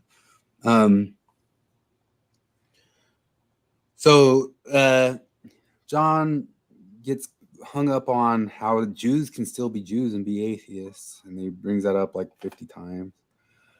Because a mature religion can start getting like that, and they can really start thinking about stuff. And Dan says, oh yeah, well, it's all negotiations, but as you do that, you start to blur boundaries, and blurring boundary lines is better than being dogmatic. Blurring boundary lines frees you. Yeah, but that's the whole point. He said is he started from the beginning of describing religion as something that helps people create, groups and boundary lines and cohesive. It's a contradiction again. Desnat doesn't live for God. Desnat lives to police boundary lines and for their own power and boundary maintenance. That sounds like your own specific renegotiation of reality there, Dan. Yes, that sounds like based projection. based on their interpretation of the text, who's to say that they're not living it the accurate way?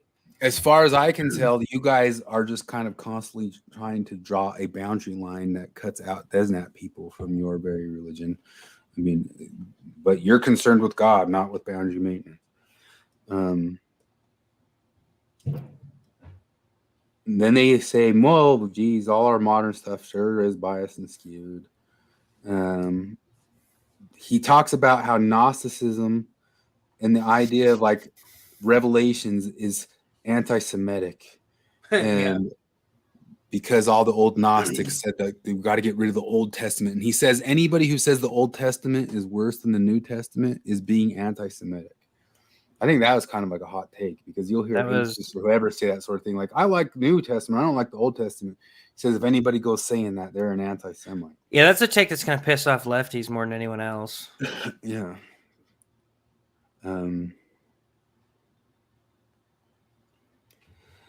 That's when he says that we know that the future is going to change about gayness. We might as well change now because we know that it's immutable and innate. Although if you talk to queer theorists, boy, oh boy, you just stepped in it with all that essentialism, Dan, which I'm sure that you'd go back on if you suddenly found out that you offended a minoritized person.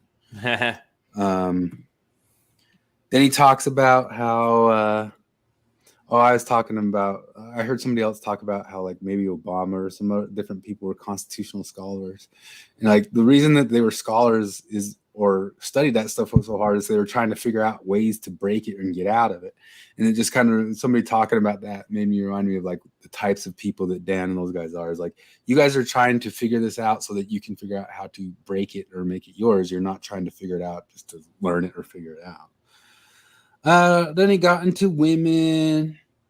You know, the Bible says some bad stuff about women. You guys ever hear that? You ever heard that? What? Yeah, it says some bad stuff in there, man. Some people take it and use it to be bad to women, and women women had it worstest all the time. It baffles his mind why sometimes they care about context and sometimes they don't. Projection. And then he, of course, says, he starts dropping the word should. We should reject these teachings on women, and we should reject these teachings on homosexuality and all that sorts of stuff. So there's all of a sudden your disinterested, super academic hats off there, Dan. Like, why don't you tell us shoulds on all the other stuff? Why is there just only certain things that are obvious shoulds that you can put in there? Because you have some objective truth from your progressivism. So now we can say there's a should and there's a good. Like that only comes up when those sorts of things pop up, but you're not going to tell us. And everywhere else, you're just a disinterested academic. You're just calling balls and strikes, right? Well, except for on the things that are ideologically obvious, right? The things that we have overwhelming moral expert consensus. Yeah. Who are the moral experts? Dan. Yep. He says Jesus was historical, but he thinks it was like a much smaller thing or whatever, like with some rabbi who just contested it, died, whatever. Yawned. He was yawning a whole lot. I wrote down he yawns a whole lot at the end. I feel you, Dan. I yawned too. He says there was no resurrection, and that likely disagrees with LDS ideology, because there was no literal resurrection, at least not from an academic point of view. And that's about it, because then he gets into the death of the author stuff, which I started off on. And then they say in the future, part 3, they're going to say how they're going to do. Well, part 3 is not coming out now. They're going to do it way in the future. And I bet you he'll dodge it if that's going to be the subject that he's supposed to stay on, which is how can you stay such a galaxy brain and stay Mormon? You're so smart. How do you associate with these plebs? Yeah, we need something to lighten the mood because that almost killed me. It almost killed me dead. Unless you want to see like the stuff that Jacob took issue with, what he put on Thoughtful Saints or something like that. But do you guys want some climate rock and roll? Hell yeah. Oh, good. You do? Yes. I knew you would. Well, I care about Earth. Buddy. Can you hear it? And they wrote You hear Oh it? yeah. Yep. the instrumental part, and I wrote the melodies vocally wise and most of the lyrics. And I just wanted to get that across. And God's for real, and please believe in God. He loves you all. And that's it. Right on. Who is that? I recognize him. You can't place him though. Maybe not.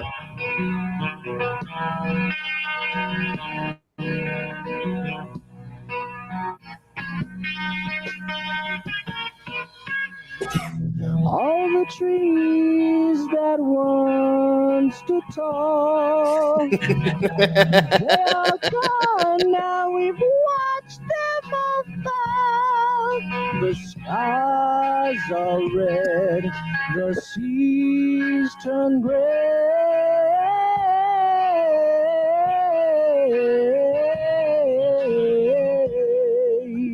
Don't you want to save our planet because Sounds like he's just waking up from a coma and trying to impersonate Geddy Lee. I thought that was like an actor. I thought it was like a comic thing, but it's sincere, isn't it?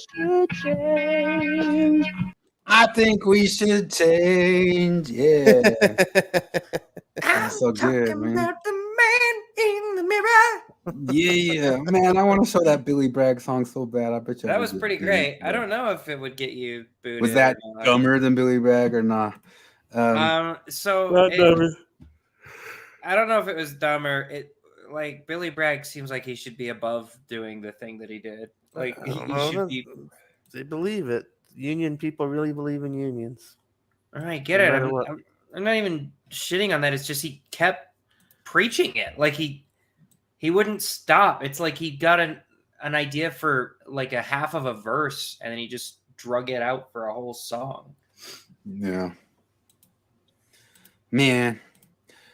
So there was a bunch of more stuff on psychologists and different people pee hacking and stuff like that. Did you ever see this guy back on TED Talk? He's actually there when TED Talks were good, but it turns out all of his studies were pee hacked all to hell. He's been disgraced.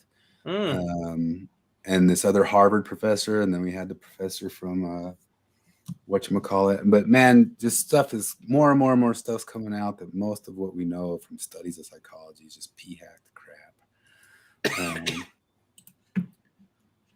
So we can't believe in the Bible, and we can't believe neither in no stinking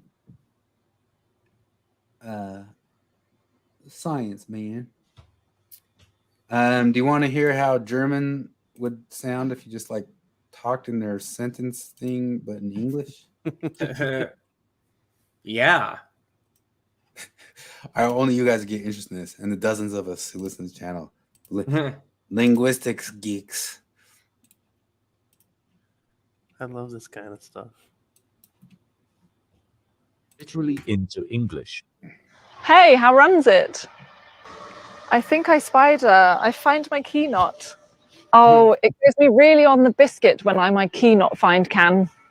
Yes, it gives me nerves. My with resident will me let in must. Can you with? Yes, but I must first suck dust. I am in 2 minutes there. It's outside cold or? Yes, I pull me right now the hand shoes on. Me is already cold. It does me suffering. I must already to house go. Oh, you are so a fun break. Want you not a little longer stay? No, I go now. Make it good. I used to do this thing on my mission where like Brazilians love American music. So I would just sing in a just straightforward literal translation their favorite song, and they thought it sounded so stupid. They laughed their asses off all the time. Like They love the Aerosmith one. No quiero fechar meus olhos, não quero dormir, ainda teria saudades de você. Eu não quero ter saudades. That song is stupid. That's terrible. Terrible. Terrible. That's terrible. Shit. So what you guys? What do you want to talk about? You want to talk about?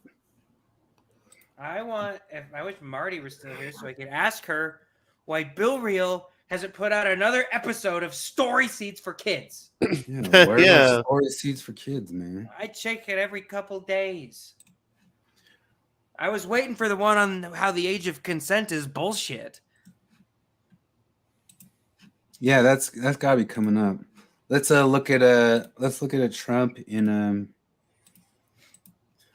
you'll probably see this picture. So this indictment is the for the whole it's the Georgia one, but it's the first phone call where he said, "Find me the votes" or whatever. Yeah, That's one. I bet you.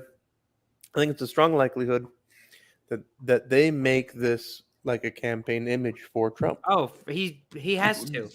The other ones knew not to do it because I they know. knew that it would become a rallying cry type thing. But what you gonna do? Did you guys watch the debates at all last night? I didn't even know they were happening until I listened to a little bit. I listened to like half of Trump on Tucker X, whatever that show is called. all I've heard is Tube. that Ramaswamy did a good job, but I don't know because I didn't watch any of it. Yeah, I don't know. Even if I like him, I'm not gonna vote for him. Yeah, the thing is, like, even if if one of them beats Trump, his ego is like so insane that he'll run anyway. Yeah. And just hand the victory to, I don't know, life support Biden at that point. Yeah. Listening to Trump with Tucker, like I mean, that thing's like, I guess I understand his appeal, but at the same time, it's like, how does anybody buy this? I guess maybe, or I don't know, like, because he's just so nakedly, his assessment of somebody is 98%.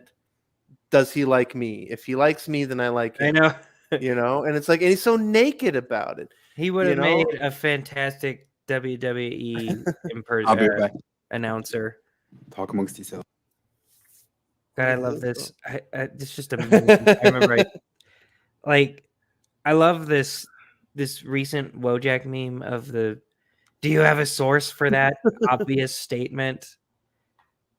I've been getting people pissed off at me whenever the transgender thing comes up. I always be like, well, okay, my opinion is that only females can be women. And it's always funny because they try to laugh at me and they try to say, they love doing that thing where they say, oh, it looks like somebody only went to introduction to biology. You didn't get to advanced biology. And I was like, what's the point in introduction to biology if advanced biology is just going to be like, hey, all that stuff that we taught you, it's totally bullshit. Like, no, they have that same, like, that's the thing is, like, they're religious apologists, and they're a lot like Jacob Hansen with his religious apologism, where he's like, they do that like laughing meme, like, haven't you seen this, and like pick some kind of weird apologetic thing, and it's like that exact same kind of thing where like they act like you're an idiot because you believe the basic truth, and like I got into Hayden about like evolution, and he kind of does that thing, and like Jacob for sure does, like, oh, you don't know all of the arguments against evolution. Like, no, I do. It's just that I also know the parts that are for it that you just totally ignore entirely because that's just your nature. And that thing's like, it's just like talking to people about woke shit, about gender shit, where they do that scoffing things like basic biology and medical science tells us there's no sex. Like, okay.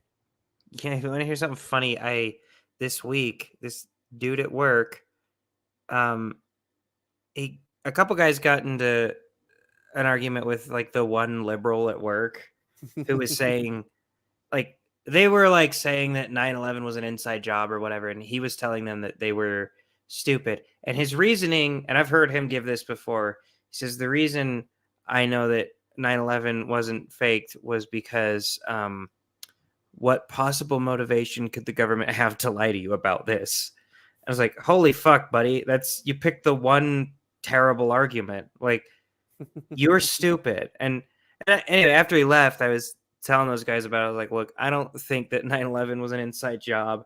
And I think we landed on the moon. But honestly, after the last couple of years, I don't think people are generally stupid for believing in conspiracy theories. Yeah. Because why would you trust anything at this point?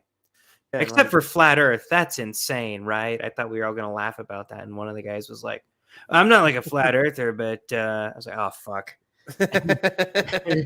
He's like, they got some weird shit going on. Like, how come I can't take a flight from the bottom tip of South America to the bottom tip of Africa? How come I got to go all the way up to Europe? And I was like, practicality. Yeah, because And he's like, why is that more practical? Like, it's shorter. It's like, yeah, but like, do you know about markets and how in order to sell things, they have to mass produce them? And how many people want to go from that point to that point? Well, it's like, I wonder, like, if Argentina and South Africa had like a super strong trade relation, yeah, there'd probably be flights from Buenos Aires to Cape Town. Why not? They'd be cheap. But that's, like you say, it's just planes are going other directions, so you got to take detours. Yeah, he's wanting to talk about how absurd this is or whatever, and I'm like, okay, but have you ever looked at flights from, I don't know, from if you're flying from Alaska to Russia, do you fly west or east? Because if flat Earth is true, you're gonna have to go east, and it's gonna be a long fucking flight. Yeah. Well, technically, you go like north, more north than anything. Yeah, like I'm going to England in November, and it's funny because like I looked at the track of the flight I'm taking, and like I'm going from Minneapolis to Amsterdam to Liverpool or to Manchester, and like the Minneapolis to Amsterdam flight is gonna fly over Manchester, like literally, like pretty much right over it. And nope, we're not stopping. We're going to Amsterdam first, but that's because that's how the routing works. Like, I'm confused by that. I get it. I know. I tried to explain that to him. I was like, look, I was flying back from Jersey the other day. Like my flight to Jersey went from Idaho Falls to Salt Lake to Jersey. The flight back went from Jersey to I can't even remember. It wasn't even Denver. I think it was Dallas. I went all the way down to Dallas, and then back up to Idaho Falls. And I was like, do you not like why didn't they have a flight directly from New Jersey to Idaho Falls? Well, probably because not a lot of people are going to take that fucking flight to make it financially worth it.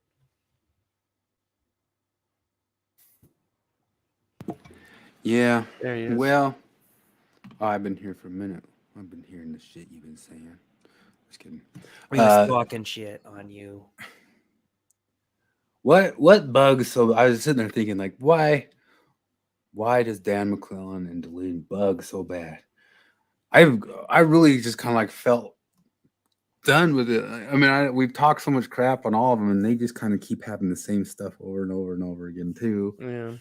And I remember I was gonna put this picture of like this cow that was completely milked. So I was saying like our LOLcows they're just talking about the same stuff again and again and again. They irritate so much, but like people got to see it. Although we know that they don't see it because we see all the time on those the only two Facebook channels that are active in the universe anymore, Saints and Lobsters. That oh gee willikers, this guy's great. Oh, he's fine by me. Well, I mean, obviously some of them don't. A lot of people push back and say, "Are you up in the night?" But I don't know. It's still kind of like an enigma to me about like why does this guy drive me so bananas?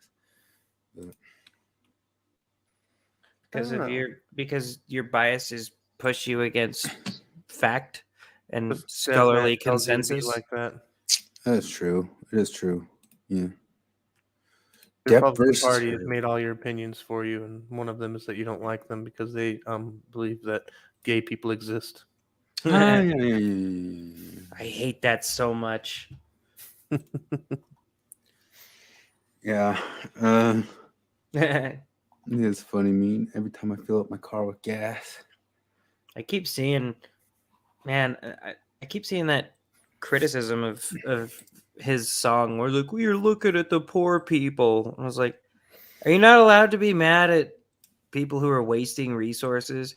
Because it's pretty inarguable to like, I can't think of a good argument against me saying, hey, maybe Skittles shouldn't be something you can buy on food stamps because they're not nutritionally valuable.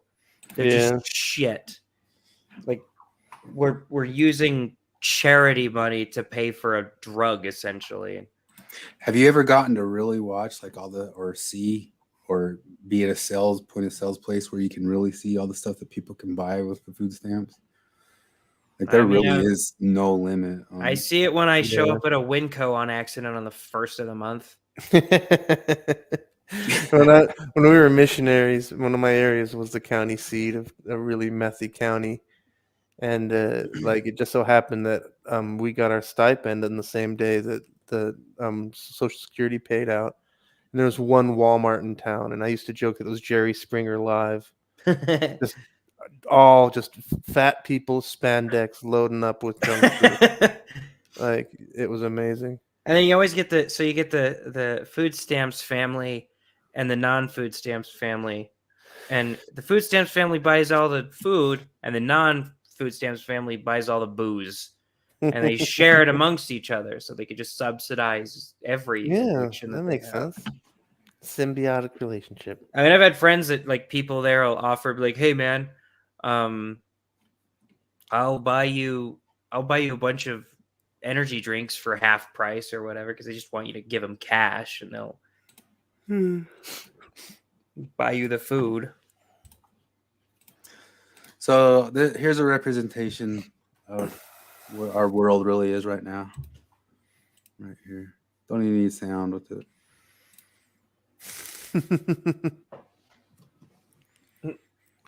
She's gonna make sure you don't skateboard. Wow. Isn't that one of the Peterson things?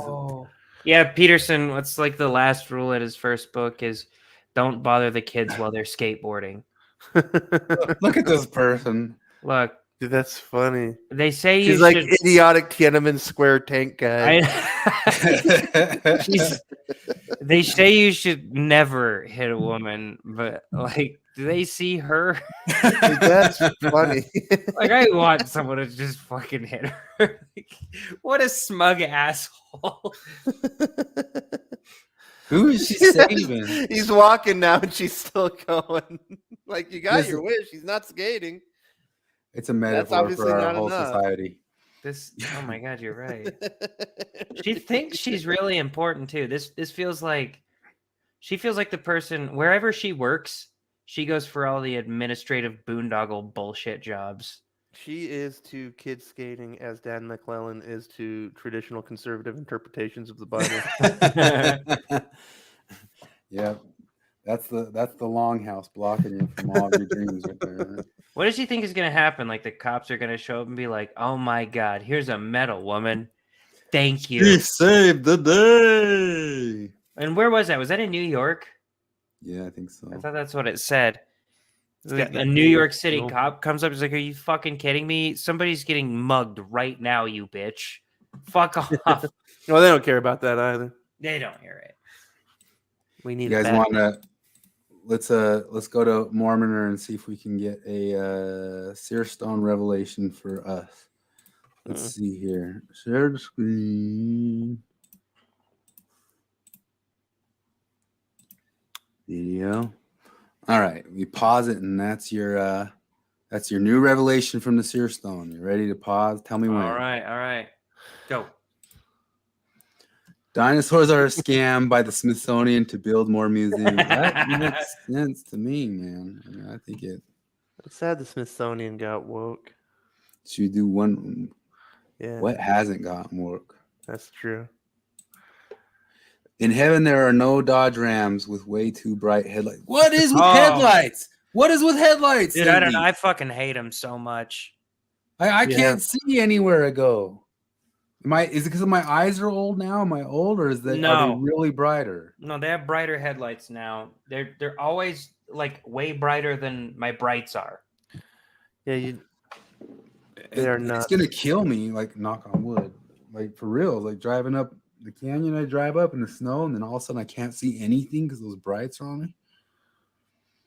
One more revelation. Oh, this is the one I got the first time. I guess it's true. Joseph Smith could bench more than me. No way, man. Yeah. No way. The whole thing is falling apart. Are you very good at stick pole? I heard the Midnight Mormons. Can we keep calling them that? Like, how should we refer I'm to them? not changing. I'm gonna dead name them forever. I'm like, what's their pronouns if they're not? I don't know. What is it? No, they're like, what is it now? Ward what? Ward Wars? No. How do you call it Ward them? Radio. Like, are they Wardians? Are they war? They're Midnight Mormons. Warlocks? I don't do the whole Warlocks. stupid name change thing. Yeah, no, it's kind of like getting Mormons to let go of Mormons. Like, no, I that's know. what you are now. It's like some dude trying to come up with his Yeah, they're own Midnight fucking Mormons. nickname. I'm like, nope. I don't think Ward was the worst idea. Guys, I want you to call me Murph from now on, okay? Like, they could have come up with a worse idea than Ward, like, and sounded more, Ward sounded. I think it sounds fine. And Red Dwarf Rimmer Although tries to convince everybody to call him Iron Balls. But the thing is, like, part of the deal is that Midnight Mormons was a good name. So it's like we're complimenting at the same time. Like, that was a good name, man. Like, it was good, like, because that thing's like they're trying to do something that's very hard. Well, they missed the boat by like 3 years. Oh yeah. Why did they do it now? Yeah, that's true. Because that thing's like there were 3 saints, right? I remember there was a brief period of time there were 3 saints, which is a dumb name. Well, no, it was that was a different channel. There was oh, was it? So that there keeps was coming back up. 3 Mormons was what it was called. And then once the Mormon thing came out, they immediately changed it to Saints Unscripted. Oh, and right. that was Kwaku. He was on that channel, but it wasn't Gordon and Brad. That channel's still going. And then Kwaku, he's also got Stone 16, which I don't know what's happening with that, but then he joined Midnight Mormons with Cardin, and then they changed their name. Like 3 years after the Mormon thing was a big deal. I don't know why they decided to do it now. Did you guys watch? Did you watch this one? I sent you guys this one. This one cracked me up. I can't watch the whole thing. It's 7 minutes long, but I don't think so. This toxic masculinity, man.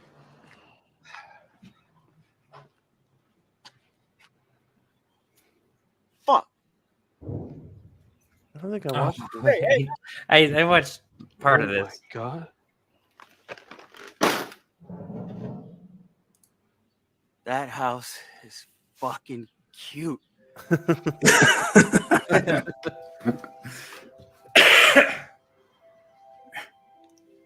Hey, man, it's your house? Yeah. It's cute. It's cute as fuck. Thank you. Let me see the inside. That sounds like Hurley Boy stuff. I know. For the love of God, but you just let him see the inside of your house. I'll just put it in the chat. But anyway, I don't have that many more things to click on. Alrighty. I was Dan. Dan McClellan ruined my life.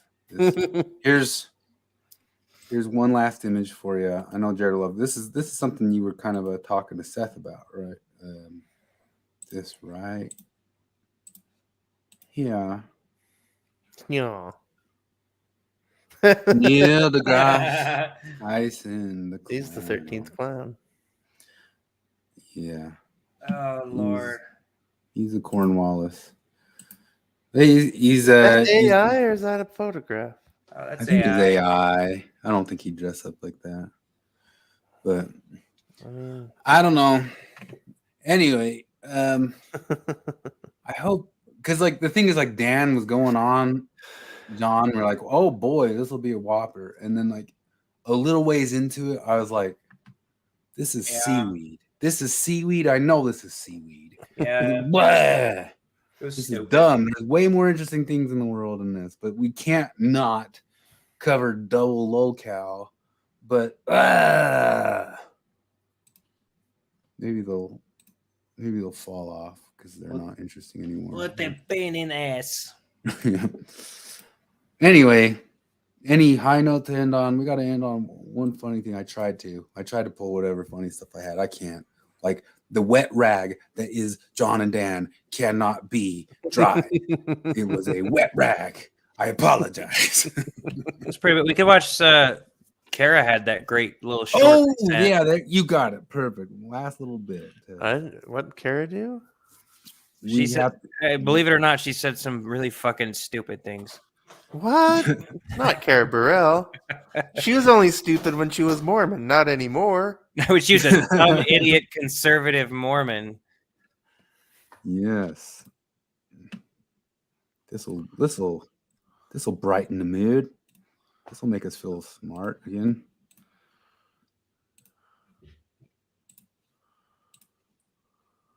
The volume all the way I'll up. find some cringe here. I've got one more that's cringy.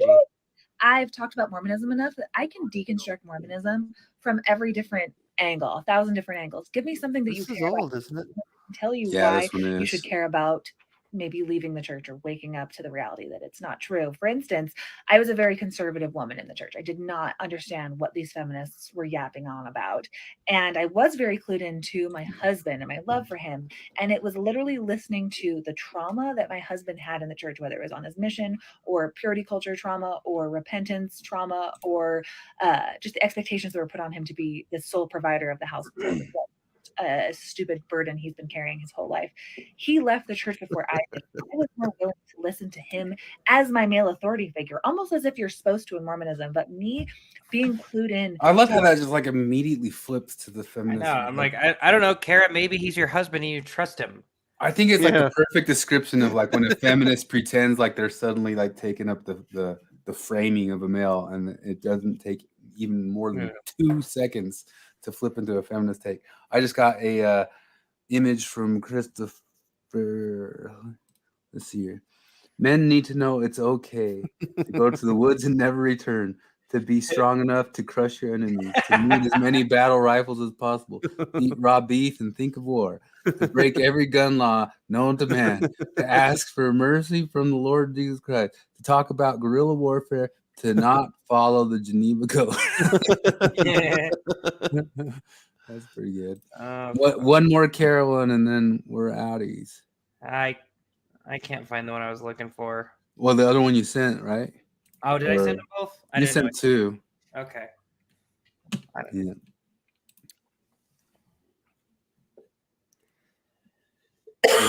What's her name? What's the other person's channel? Sam? No. I don't know her name. Oh. Is that the one you meant? I didn't leave the church for so long was because Yeah. I was like, what is everyone complaining about? What are these like feminist bitches off their rocker about? Like nothing's that bad. Like, it's not as bad as insert other religion, you know? When you're in certain systems that recognizing abuse because your brain is operating on a system where if it recognizes abuse and it says and it empathizes with people and it recognizes that things are not logical, your brain wants to protect itself to not wake up from the one that it's currently operating. Okay. Wait, go back. There's a whole go back. other Can I go back? Oh, I guess I don't know. You if you can't can go go back on these. Okay. What'd you miss? Just mute it, and I just want to read it to go through. And we gotta wait till she finishes. Is there no way to go back? Oh, there's yeah, there's there a it bar is. at the very bottom. I don't know. Can I grab on it? I can't grab on it. No, these are. I'm making it worse. How irritating. Come back No, around. I love that. It's a terrible word salad, and I just thought it'd be fun. I was gonna write it all down and just read it out. All right, here it goes. It's going. It's at the beginning. Because I was like, what is everyone complaining about? What are these feminist bitches off their rocker about? Like, nothing's all that bad as like insert other religion. And there's certain systems that benefit from you not recognizing abuse because your brain is operating on a system where if it recognizes abuse and if it empathizes with people and recognizes that things are not logical, your brain protects itself to not wake up from the one it's currently operating. It's just This is like L. Ron Hubbard shit. I know. System abuse empathy. That was It good. really, yeah. That An is good NPC word salad. generator. I feel smarter now. Yeah. I know. I lost a bunch of brain cells I feel like more in empathetic. 10 hours, and now I feel more empathetic and smarter. I left the church for all the wrong reasons. I just found out. Yeah. Well, I you're a didn't do cold it. I bitch. didn't do it because I had empathy for anybody. Yeah, you left it just because you thought it was untrue. Yeah. It's not a valid reason. You're not an ally. I left it because I'm an ally, and I just can't handle what they're doing to the gays. I was watching Winning Time, the HBO series about the Lakers, and they've got season 2 that just came out. And Paul Westphal had a system, and he announced system like, "I've got this system, and it's called the system." And they have a thing called, "You called the system the system?" Yes, the system is the system. Like, the system's the system. And I'm like, man, this could be clipped out and be used for Caribou. Like, the system is like such a systemic system of systems. But that show is good. I like it all the way through. It's done by it's the same guy who did like Step Brothers, except he's like doing like a serious take on the Lakers, although it's funny the stuff they put in there. But man, oh man, it's really tough to watch. The guy who plays Larry Bird, you can tell that actor does not play any basketball and has never played basketball. In the second season, I think he's been working on it for a year, so he's a little better. But it's like, it's just so distracting. If anybody's played any basketball, you can just see in 2 seconds that guy doesn't play. So this isn't like it's not like a documentary. It's like an It's a actual TV series and it's good. It's like it's Magic Hmm. Johnson going on. What's it on? It's on HBO Max. It's called Winning Time, and it's really close to actual like the true stories of stuff that happened with Kareem Abdul-Jabbar and Magic Johnson becoming kind of like an all-star, and the Lakers becoming the Showtime Lakers. And it's done by the director who did Step Brothers and all that stuff. So it's funny too at the same time. It's got Jason Segel. It's got a bunch of famous people in it, and the guy who plays Magic Johnson just seems a whole lot like Magic Johnson. Does Jason Segel play Larry Bird? He plays Paul Westphal. No, it's some younger person, but it's got John C. Reilly as Jerry. Oh, that sounds awesome. Jerry Buss. It's really good and it's really funny, and it's got like funny things. You know, it's like it'll get a little surreal. Adrian Brody plays Pat, the famous coach, Pat Morita. Got a huge Sally Field is in it. Sally Field's in it, and it's good. It's good all the way through. It's not even Have just you like gotten to, little strokes. have you gotten to the episode yet where Magic Johnson and Larry Bird go to a transgender strip club? Nope. There's been very little wokeness in it. You've already got like enough in it, just kind of like reference, like, oh man, us blacks, we've been oppressed over here. But it's honestly like it feels like 2000s or 90s levels of like saying, yeah, they kind of oppressed us, but back to the story here, we're talking about the Lakers. It's pretty good and it's funny. It kind of goes surreal a little bit sometimes. Like he broke his knee, and in the scene, like some girl kisses his knee thing, and then before long he's worried about his knee breaking, so like then the lips on the knee will start talking to him about like, you suck, you're not gonna be good, you're not gonna like that type of surrealism, if that makes sense. But it's funny, it's good, it's really well done. Like I do recommend it. Yeah, cool. And strangely enough too, it was like almost any sort of thing I looked up on it, like, did this kind of happen this way? It's pretty darn close to what happened. Like, because it's about the NBA, so they get their diversity credit. Like, gimme, right? It's all already there. So, but here's the question: have they put in like a female player that was actually as good or better than Magic Johnson? Well, they just invent. No, you don't have to do it because you've heard of on the Lakers, the daughter Jenny Buss, who actually did take over the Lakers.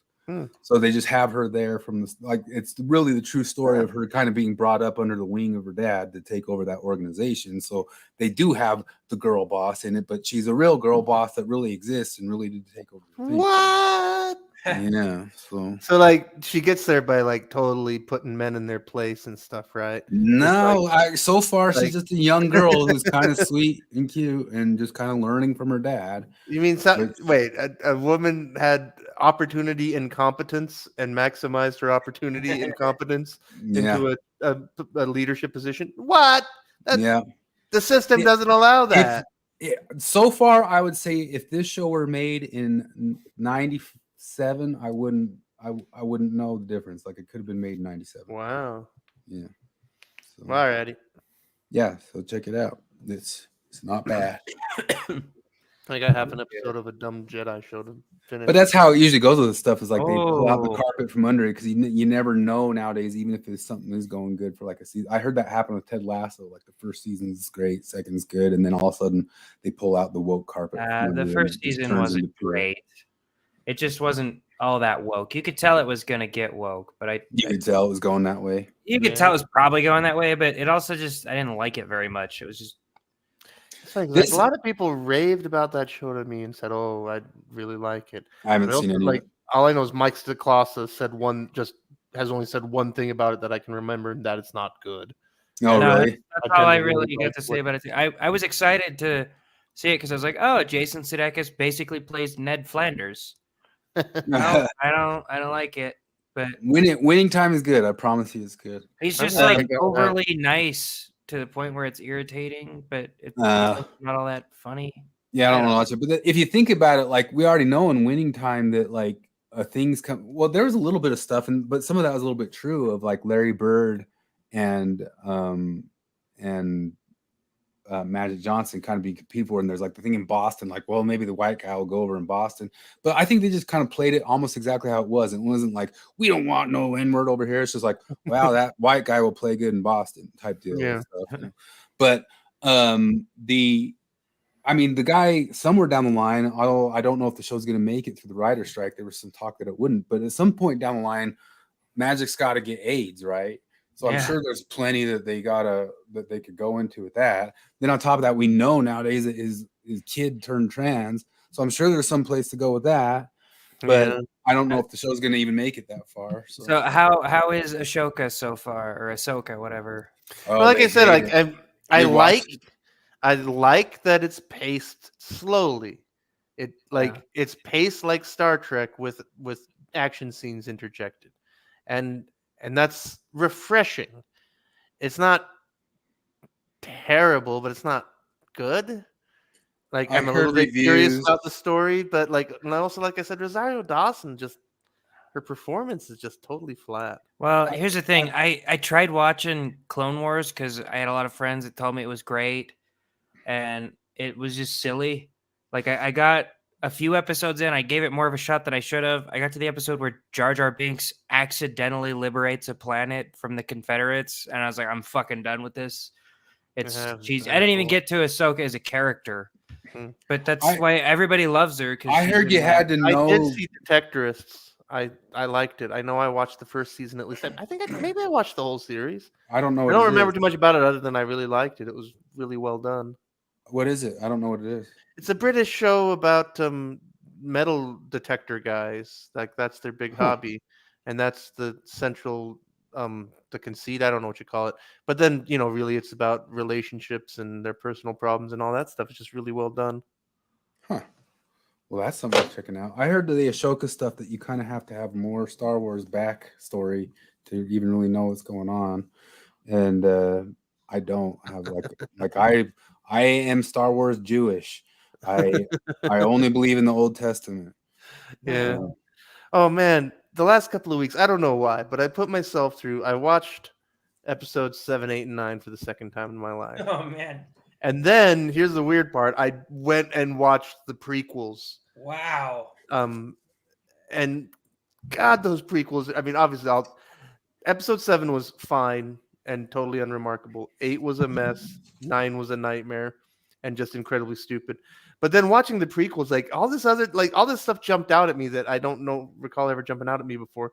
But one of the things I hate about it, first off, how stupid it is that Darth Vader built C-3PO for so many. Yeah, that makes no sense. Which is He's like C-3PO is a butler robot for super powerful people.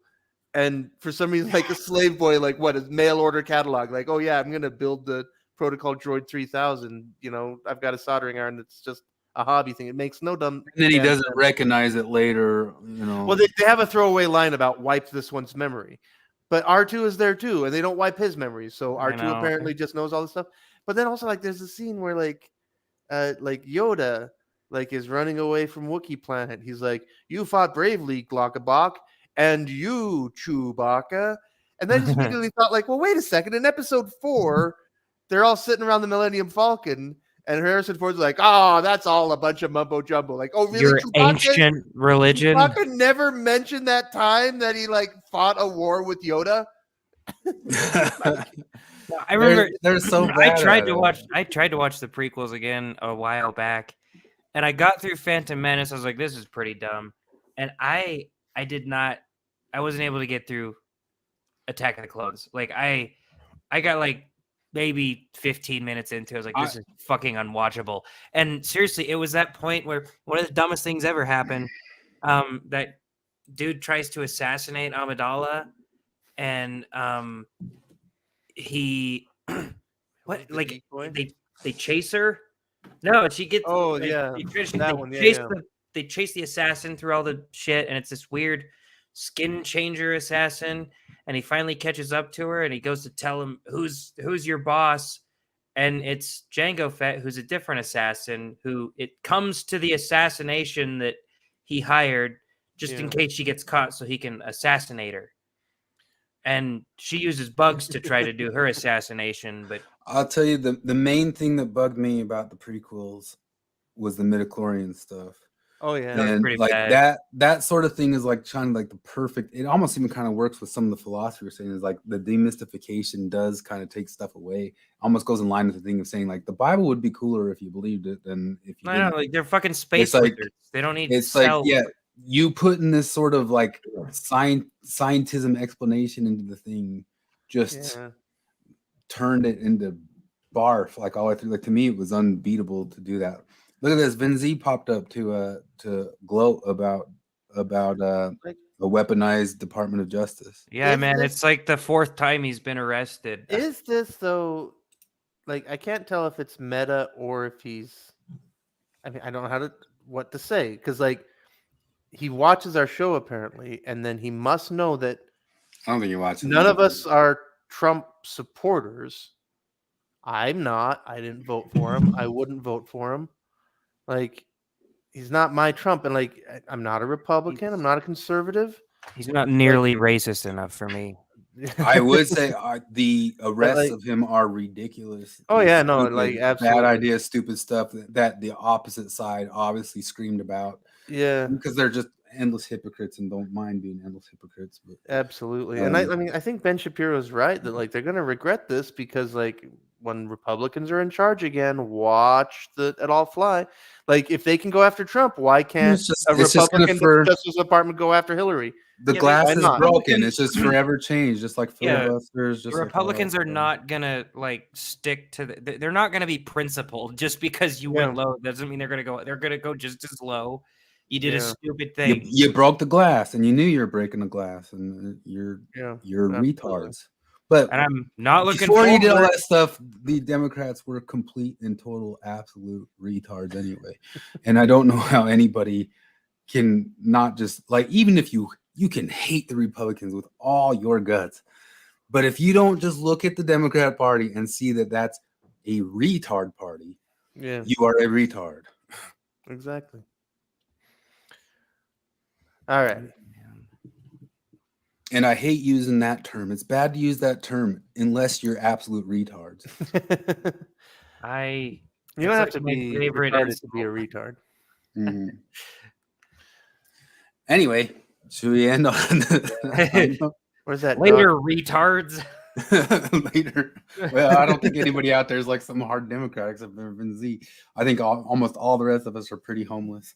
But Totally homeless. I'm a person experiencing homelessness. I was thinking the other day because like I explained to people that I don't lock my car. I live downtown, I don't lock my car, and I'm going to describe it now.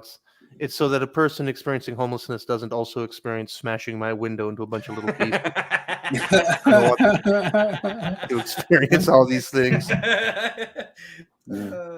Alrighty. All right, y'all. No more wet rags. Maybe we're done with. Maybe those LOLcows are milked. We'll find better LOLcows. We'll keep an eye out. Keep an eye peeled. Bye bye, retards. Bye bye.